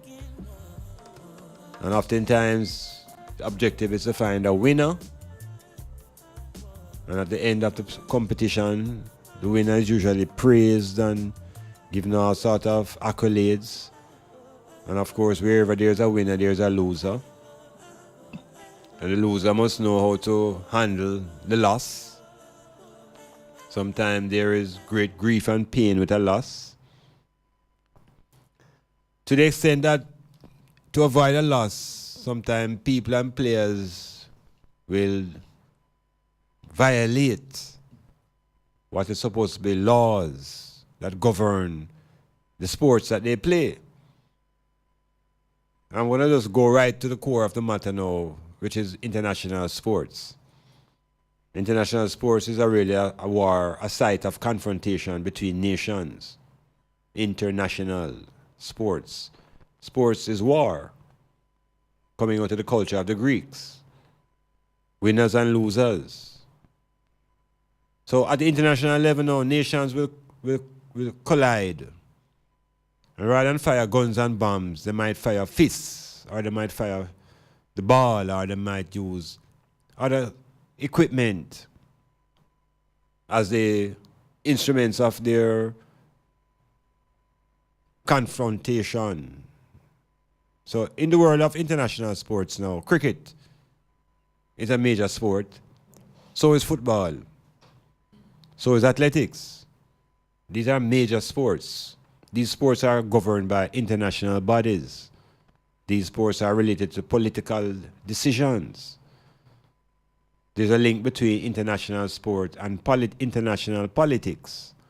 So I want to speak also to the World Cup and the politics of the 2018 World Cup in Russia on the horizon. And then I also want to speak about our own local hero, Usain Bolt, and his attempt to make a transition from running to international club soccer. Great challenge. Well, let us see how it works out. But we're going to begin first with the whole idea of leadership within the world of sport. And what happens to sportsmen and women when they contravene the laws of the game? How are they dealt with? How does society respond? And we have something right on the agenda now with the cricket. The Australians couldn't take the pressure in the game against South Africa, and they resorted to what people call now ball tampering. This is a violation of the laws of the game, because this game of cricket symbolizes a type of behavior that the English think is perfect. It represents Victorian ethics of honesty and fair play, and no signs of protest. There should be no signs of resistance to authority in cricket. But here we have at the highest level now, the Australians demonstrating that not all white men are honest. Because I grew up under the impression that white is right. And white people never do anything wrong. They don't cheat. When they do cheat, it's always a little bit of cheating, so they call it a little white lie. Well, in the cricket world, this white lie has exposed itself as a blatant violation of the ethics of cricket, tampering with the ball to get an unfair advantage. And the whole world come down on the cricket and the captain of Australia and his administration. The Prime Minister has come out strongly against the action. and has condemned this behavior. In Australia, it is said that the captain of the cricket team holds the second highest office next to the Prime Minister. Now, that is a very serious thing to say. And it's a very serious thing if that is the case. Which would mean that the Prime Minister, which is the highest political officer in the land, he's being rivaled by the sports captain of a cricket team. So what's the parallel between cricket and government? Or what's the parallel between sports and governance? We have to examine these things carefully, because we are told that there's a distinction between sports and politics. But here we say them are almost inseparable. The penalties have been harsh. But the penalties in the international sports world is usually very harsh, because these penalties are supposed to serve as an example. Because in cricket, you should follow the rules and play fair. But somehow in politics and economics, those rules don't apply, because pure robbery and thieving going on in the world of politics and economics. And we're not seeing any punishment, because man use money and bypass the law, I escape prison term, etc., etc. The sportsman, them now look as if them so exposed that some form of sanction have to be so severe that it sends a message. And I like to do the same thing within the world of politics. That when them man rob up the bank and rob up the land and violate the loans, they too should be heavily sanctioned. They should be removed from office in the way the cricket captain is being removed and his whole career now is being threatened. We want the politicians to come under the same umbrella, because it's about leadership. It's about setting example. So why use the sportsmen and not the politicians? Why not use the politicians as an example of poor leadership and we'll fire them? Yeah, we need to move the jurisdiction of sports also into the world of politics. And so when a man in politics now violate, him knows him when he get exposed. Him knows a shame when come on him knows him have to retire. We need that type of vibration, particularly in a place like Jamaica, where politicians never retire, no matter what kind of crimes they commit. Whether they are moral or financial, they remain in office. But sports is a very important institution. But people should not be shocked about Australia, because the continent or the island of Australia was really developed by crooks and wanted men. All of these men were exported out of England, because Australia was a prison camp. So somewhere in the psyche of the Australians, robbery has always been there. Me, I say that. Just that we think that because they are of European extract, they are honest. As a youth, I never know some man could have thief in a cricket. I never know some man could do all certain kind of things and spot the ball and all kind of racket. Because I was naive that professional sports is connected to gambling. I was naive. We didn't know that these things are associated. That wherever there's professional sports, there is gambling. And where there is professional sports, there is a level of racism. And so that leads us now to the World Cup. The World Cup now is the world's greatest sporting event for a single sport. 200 and odd nations start out to qualify to get to this top stage. And at the top of the world, the money flows, the advertisement flows. It's $1 billion industry. Now the Russians have earned the right to host this tournament in 2018. But the political arrangements in the world are changing so rapidly that the World Cup itself now could be under threat. What do I mean by that? A couple of weeks ago, there were 2 agents who were killed in London, in Britain. These agents were former Russian spies. And when the Englishman them did them research, them said they were killed by a nerve gas. And this nerve gas came from Russia. So there was a political row. And what the Englishman decided to do is withdraw his diplomats from Russia and encourage the other European countries to do the same. Well, the other European nations have followed. The Americans have also followed. So there's a strong controversy and conflict at the political level, internationally, between Russia, the United Kingdom, the European Union, and the United States. Russia now, remember, is supposed to host the World Cup. The Americans, the Englishmen, the Europeans are putting out the argument that Russia should not hold the World Cup because the president of Russia, Putin, is using this World Cup to advance his political causes. They are linking this World Cup with the Olympics of 1936. In 1936, the Germans held the Olympics. Hitler was the ruler. And at that time, Hitler was promoting Aryanism, white supremacy, as a philosophy. And he wanted to see it demonstrated in sports. Because in sports, nations use sports to show a certain level of superiority, whether it's in running or jumping or throwing.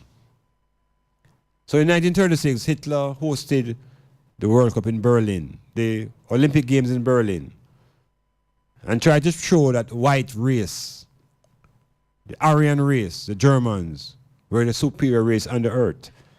So it's not today white men trying to prove that they're superior. It's a long time. And they've been using all of these various avenues to prove it. Where Hitler got a shock of his life. Because the Olympics in 1936 produced a black man, an African named Jesse Owens.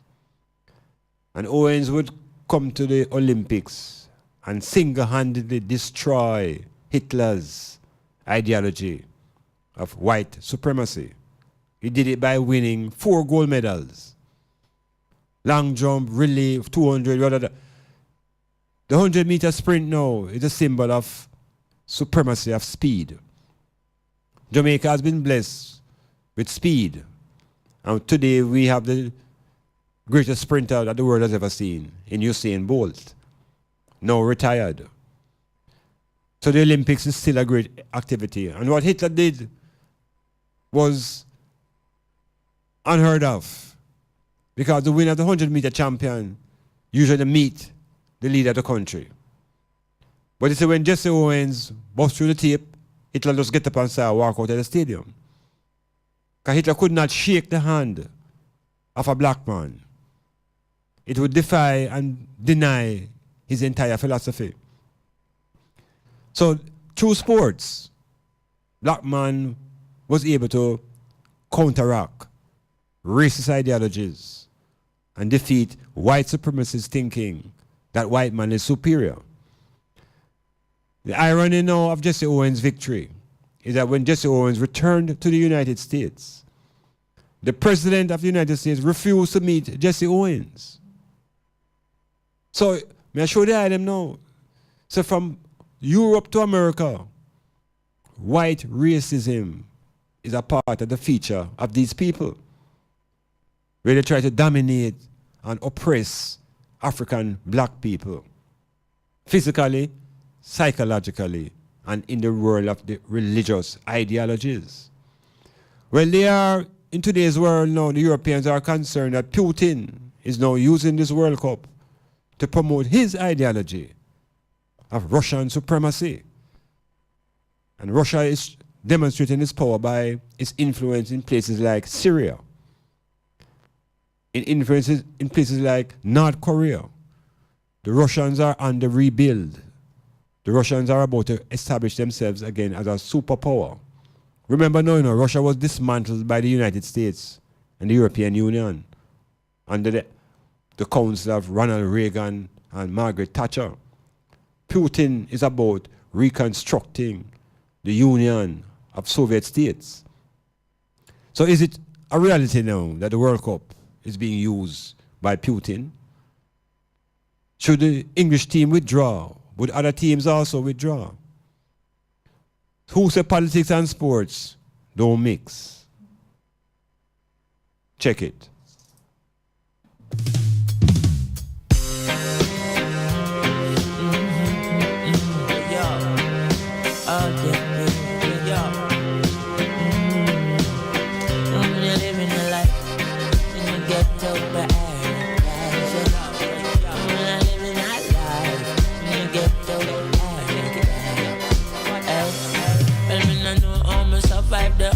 But in your life never sweet like a chocolate vanilla.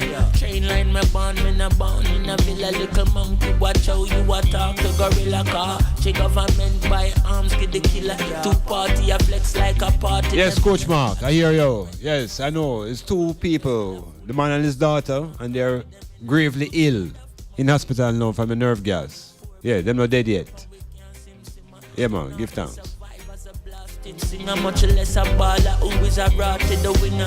Have a right foot like a David Villa. Him mother still a sell in a market. The jam rock is a precious stone. Still is far from a diamond. Take it from Iman. Even though Jamaica nights, you gotta live to save your life. After the sunset comes the darkness of the night. Yeah. Okay, so let me just be clear what I'm saying. There are these two people in England. Farmer, the virgin is a farmer, agent of the Soviet state, and him switch side.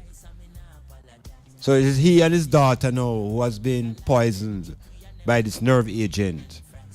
They are gravely ill in hospital. The Russians are in denial. Them say the thing was made somewhere else. And they say that it is the owners of the British government to prove that these chemicals came from Russia. Well, them gone beyond that because them cleaning out each other country from diplomats. And the world is more tense today than it was last week.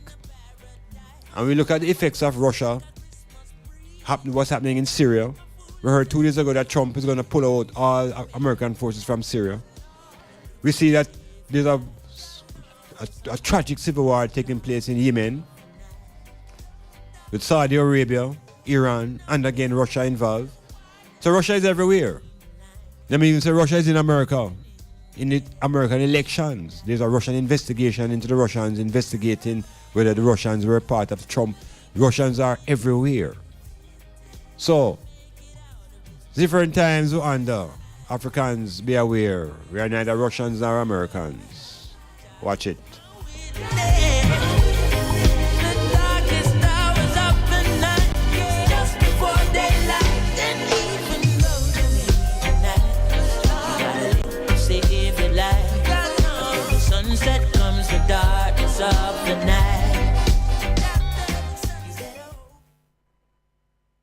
Jambo, vipi, karibuni katika kipindi cha Doc Iman Blak. Kipindi chaitwa Metamorphosis. Jifundishe, elimika na mwelimike. For complete auto repairs and services, come to Akon Auto Technology, located at 33 Bumble Crescent, Port Antonio, Jamaica. We offer specialist services in wheel alignment and wheel balancing, brake drum and disc rotary servicing, state-of-the-art ultrasonic cleaning and testing of your fuel injectors. We also stock an assorted range of auto service parts, tires, and motorcraft batteries. If we don't have it, we will source it for you. Call us at 876-715-5205 or email akonautotech16@gmail.com. Akon Auto Technology, beyond the typical auto mechanic shop. Clifford Guest House, sponsor of Metamorphosis on Monday nights from 9 p.m. to 12 midnight with Dr. Iman Blak. Located at 15 Queen Street, Port Antonio, that's Titchfield Hill. They offer accommodations for up to 1 month. Call them at 285-0610 for more information. It's Wow Factor Tuesdays with Chungy and Shelly. Every Tuesday from 9 a.m. to 1 p.m. It's entertainment and interaction at its best. With features like the Share to Care segment, the Uprising 10 Countdown, and the ever-controversial Love Break. Yes, it's the Wow Factor. Your Tuesday mornings will never be the same again. Wow Factor Tuesdays is sponsored by Wholesale Photo Lab Studio and DocuCenter and Bobby's Cafe Bar and Grill. Are you thinking of a place, extraordinary place where you can get a wide variety of Jamaican cuisine, scrumptious local dishes, and at the most affordable price? Zilla's Kitchen has the widest menu to suit your appetite and lifestyle. We're located at Bridge Street, Port Antonio. Place your order for pickup or delivery service. Call us at 453-6030. That's 453-6030. Zilla's Kitchen, the restaurant of choice. We never close. We never close.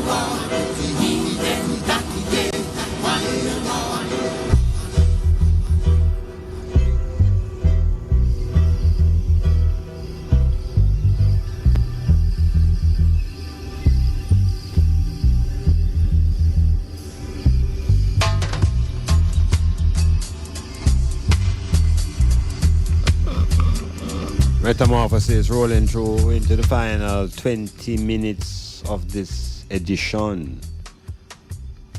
So we just spoke a bit about the World Cup and the politics of Russia and the fact that this is a World Cup where Africa may have its greatest chance of winning the cup. There are 5 nations involved, and as the president of Liberia, a former African International Player of the Year, George Weah, suggesting that Nigeria is ready, and I am suggesting that to avoid the financial problems that the national African teams face, other FAs in Africa should put some money together that the players can be paid before the tournament is over, because generally the money is available at the end of the tournament. These African nations don't have the money to give the players, so they're always quarreling at the World Cup. Every time we get to the World Cup, the important stage of the year, so there's no money. And the players are in totally uprising and the money soon come and the team lose focus. Because FIFA doesn't give these nations money before the tournament is over, so them can't pay the players. But these more wealthier European nations have enough money to advance to give the players, that they must concentrate on football. We don't like this time around that the African players get the same opportunity to just concentrate on the game. That means that we want the money in place. And if the money is not in place by FIFA, perhaps the other African FAs could come together and put some funding together that the teams that are at the World Cup will have enough funding. This is a proposal coming out of the Iman. Because every time Africa gets close to the finals, even Jamaica, the Caribbean teams that lack resources, the players them always seem to be in a quarrel with the federation over money. Very mighty tool in world football, money. Money is the agent that moves many things in the earth. And professionals only work for the money. Now we have our own local issue to deal with now, with football and money and Usain Bolt. How are these related now? Now we know that Bolt has retired as the greatest Olympic sprinter the world has ever seen. And the Olympics are going on from 775 BC. That's how long Olympics going on, you know. Before the Christ story start, man a run and a jump and all these physical activities, man been doing them from man exists. Cause we are run from dog and we are run down animal, and when Africans come here, we are run from man per horse. We have always been running. So we have the greatest runner, who is now in retirement. But because of his youthfulness at age 31 and his appetite for sports, him still want to engage in sport. But him done with running, because that alone, 3 Olympics, no much more to go. But here, what happened? The man have a new interest. It's football. No, this is a totally different activity now than running, you know. And the major difference is that this is a contact sport. Yeah, athletics, a man can bounce you and touch you, you know. But you say football now, it's a rumble-tumble thing. Kick ass, thump down, licking in your face, kicking in your body, thumping in your mouth. That's how football go on. No, does both have the attitude to be abused physically? So both went to Germany and he got a tryout. 2-day trials, and he played a little ball among some former great ballers. The critique of the coach was that he admires his determination, but he thinks he has a long way to go. He was just being diplomatic. Because Bolt also serves a financial purpose. Bolt is a crowd puller. Bolt will make the turnstile turn. But is it worth the risk to invest in a Bolt at 31 to play high-level club football? So it's an entertainment move. Because Bolt said really don't want to play for Dortmund. They want to play for Manchester United. This is the Manchester High, you know. Manchester United now is a great English team led by the infamous Jose Mourinho. So after the 2-day trial, them say him score a goal and them salad all a man and create some excitement in the grounds. Both say we take the video clipping and send it to Jose now. So Jose to look on it. Because they want to play for Manchester United. Well, I have a friend now who think Bolt going up the wrong tree. She suggests that with all the money Bolt have, why Bolt don't form him own team? Why him don't form him own team and invite the great players he want to play with and go play ball? Well, Iman added to that reasoning by drawing up on my research. My research at the university in sports exposed Bob Marley as one of the earliest men in the country who had money to think about setting up a professional football league. Now, many people don't know this. In 1979, Bob decides he wants to set up a professional league with 4 teams. And him going own the 4 of them. You hear me now? The man say him going own the 4 team them. That means he guarantee that the 4 teams will be financially stable. So I'm saying now to my daughter friend Afifa, maybe really that's what Bolt should also be thinking about. How could Bolt create a professional league in Jamaica and finance those teams? And him can play with any one of them he want. He will be able to invite players from around the world to come and participate in the Bolt professional league. Is this a way to use your money and talent? Or are you going to try and play ball for your next club that's established? We're throwing this out now, to all those ones and ones who are listening. Should Bolt invest in a professional league in Jamaica? Yeah, where invite the best players who want to play and then play with them in one of the team them and will lift up the football in Jamaica professionally. You see, no, is DJ Afifa come up with this idea, you know. Me just amplify it. So could that be the direction for self-reliance and development? We want the Usain Bolt camp to think about it. Think about it seriously. Because him have the power to attract. Even the hotels, they will get involved now. Each hotel put in 1 team in the league. Each business house put in 1 team. And there could be a professional league with the Bulls as the magnet that galvanize the players and the infrastructure for this league in Jamaica. It would be a big league in Jamaica. At the moment, we have a thing called the Red Stripe Premier League. That league is now in the final stages. There are 6 teams left. And I'm going to tell you something. 5 of those 6 teams come from one zone in Jamaica called Kasafa. In other words, 5 of the team them is town side. And 1 team come from St. Catherine, which is just a stone throw away from town. Now think about it.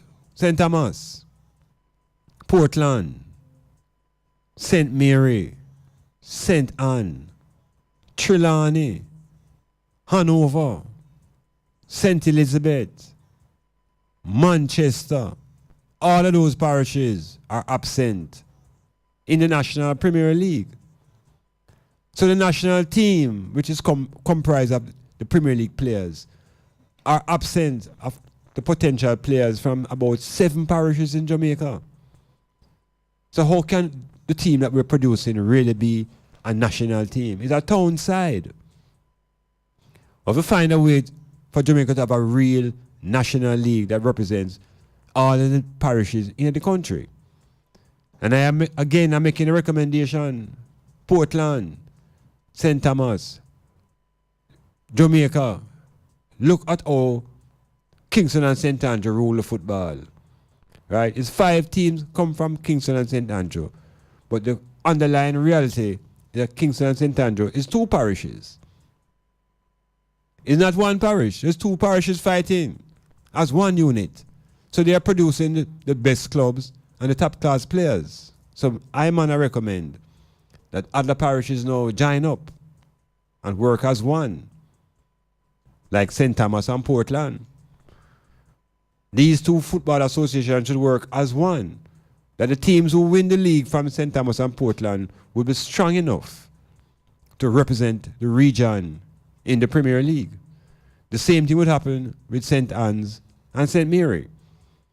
So in other words now, all of the parishes fighting as individual parishes. Kingston and St. Andrew is a unification of 2 parishes.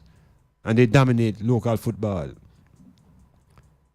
Part of the revolution would be to expand the National League to include all parishes, but then twin the parishes, the same way Kingston and St. Andrew twinned, for the football to rise.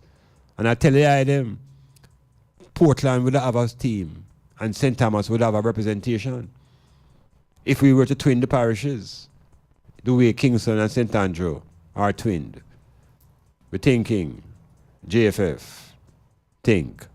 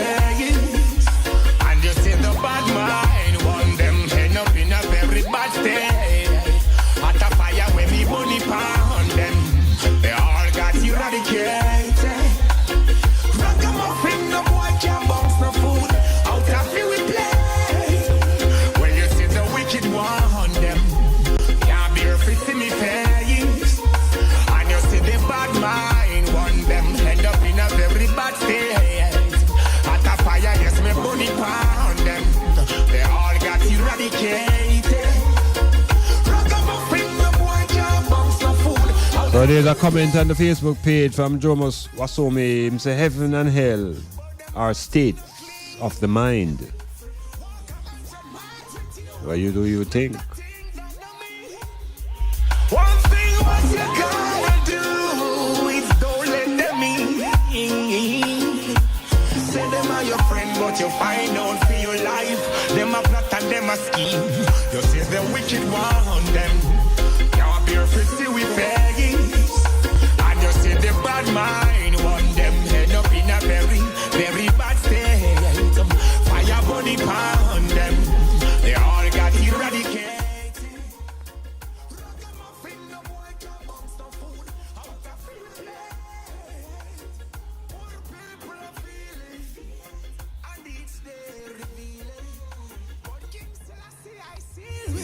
Babylon, I know who them a deal with. So I say, me and Eel, Melchizedek, and Jomo, Wasomi, Nicholas Rastafarian, and D. Ingleton, and Facebook Army, who patrolling through cyberspace and absorbing metamorphosis. Especially up to the ones in California, in Arizona, in Carolinas, Atlanta, head up to my brethren Claude, New York, New Jersey, and Connecticut. All tri-state people, head on yourself and focus on the eye that is within.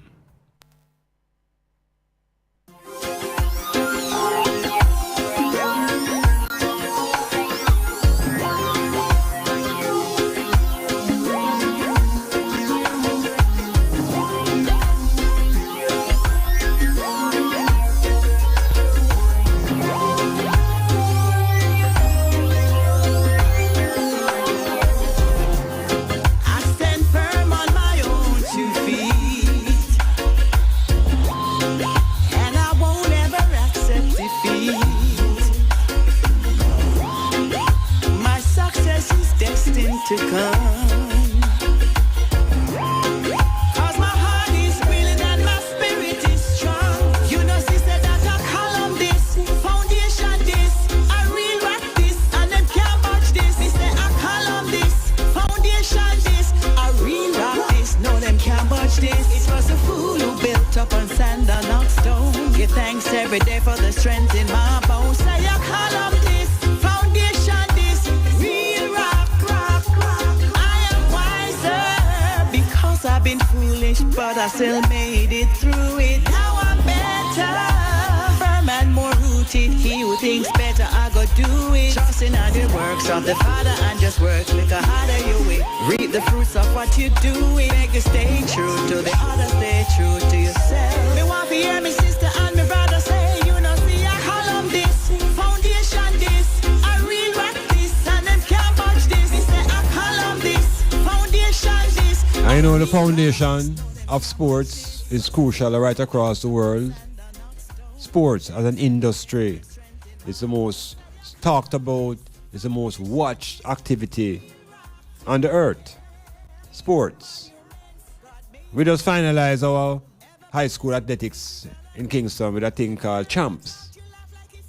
Champs is a representation of the Olympics at a micro level, based upon the attendance and the energies and the quality performances. And we have out of our mini Olympics, one name kind of registered in my thoughts is a youth named Christopher from Calabar. Now, Christopher Taylor. This youth here now is being projected as a potential Usain Bolt. There's a whole heap of pressure being put on the shoulders of a young man. There are those who are arguing that he should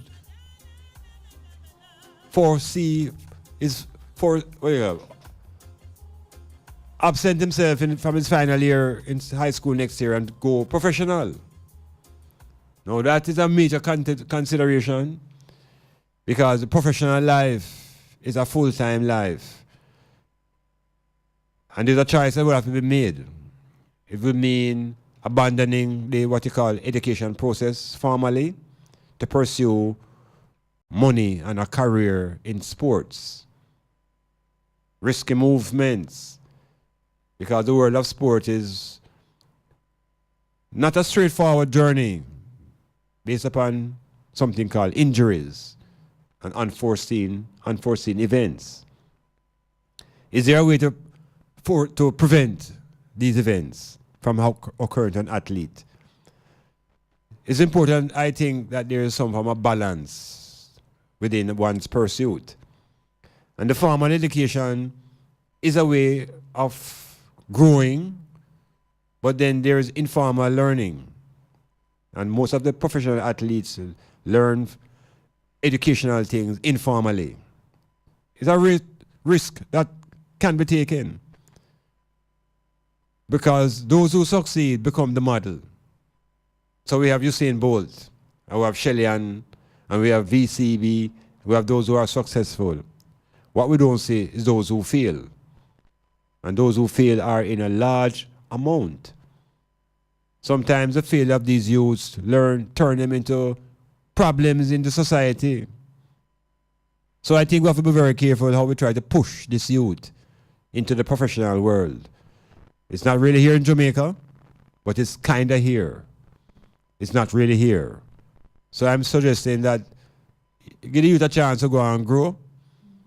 Let him develop his acumen, his personality, his physical strength, and his ability to make proper decisions. So allow the youth and nobody rush him, because vicariously you are experiencing his success.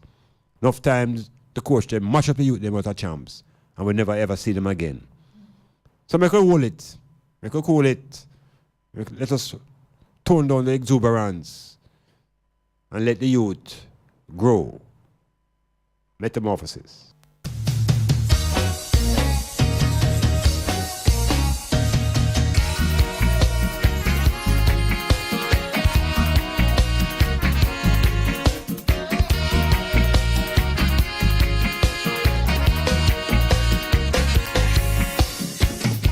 So remember, all highs is on lost. So remember,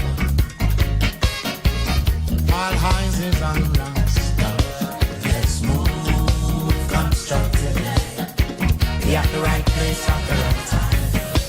Let's move constructively. Be at the right place at the right time. Let's move. There's some little girls and boys in the ring. Sha-la-la-la-la. There's some little girls and boys in the ring. Sha-la-la-la-la. Want some understanding? Hail up all my virgin in St. Catherine, Osa border. And I want the people them go in Osa border restaurant, you know. It's called, I don't remember what name to write it. What you call it again? What name? What's the place name? But it's near GC Foster. And it's vegetarian food and vegan food. I'll go in there next week. Yeah, man. I'll come check my virgin and sit in and have some vital food in an area that is Afrocentric. So our roads lead to Osa's place. I'll soon tell you what its name. Go up on the Facebook and check out Osa Border. And hear up to my other brethrens. Brother Mark in Spain Town. The SO, what do you call it? Zozo. State of emergency is in Spain Town. Criminals are on the run again. Where they're going, nobody knows. But for now, peace to the people in Spain Town. We got to be ready. Not like Freddy. More than Freddy. Rastaman. Yeah, man, the Osa place named the Alternative Restaurant. Yes. Everything is in the brain, you know. We just have to relax and make the cells bring around the data. It's a thing where we can't remember something, you know. You know, so you can't remember something, you just take your mind off it and it comes to you. The mind is the power, you know. I tell you them. And the brain are the agent. So we could develop the brain to enhance mind power. And then we can create as we are endowed to do, divinely, majestically. Yes, metamorphosis rolling through. Yeah. There's some little girls and boys in the rain. Sha-la-la-la-la. They got to prepare. So remember, all eyes is on us. All eyes is on us. Let's move constructively. Be at the right place at the right time. Let's move constructively. Be at the right place at the right time. Let's move. Let's move.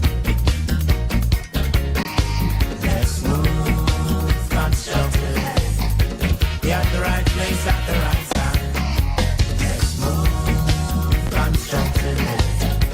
Be at the right place at the right time. Let's move. Let's move.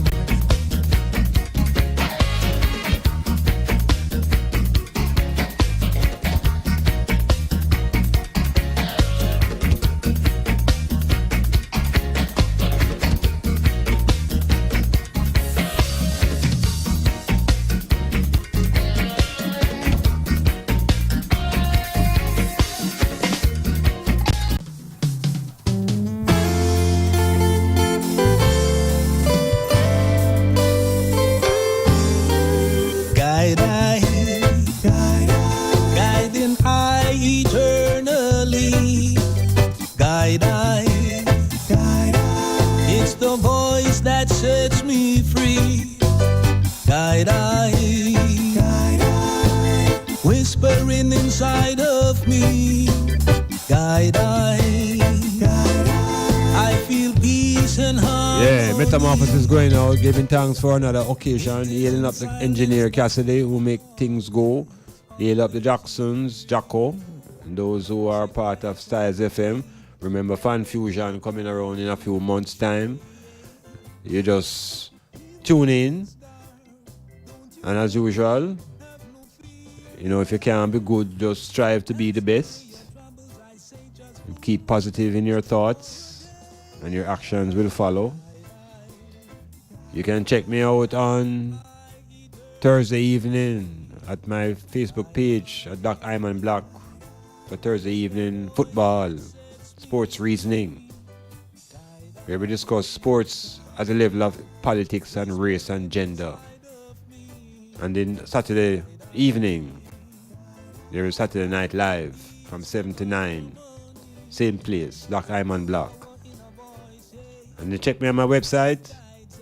There are podcasts of various programs, and there are books, and there are things to excite the mind.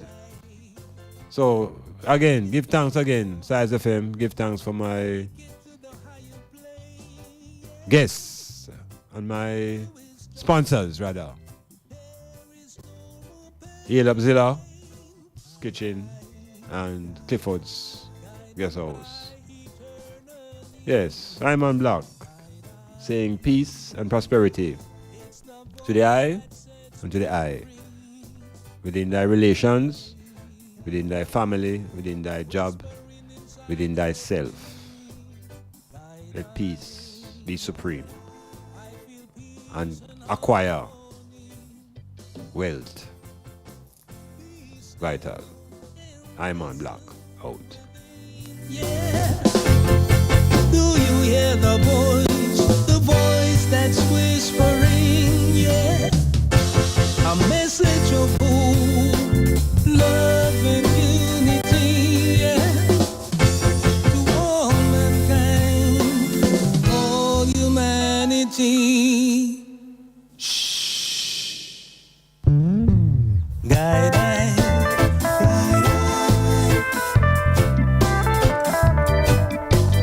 Guide I.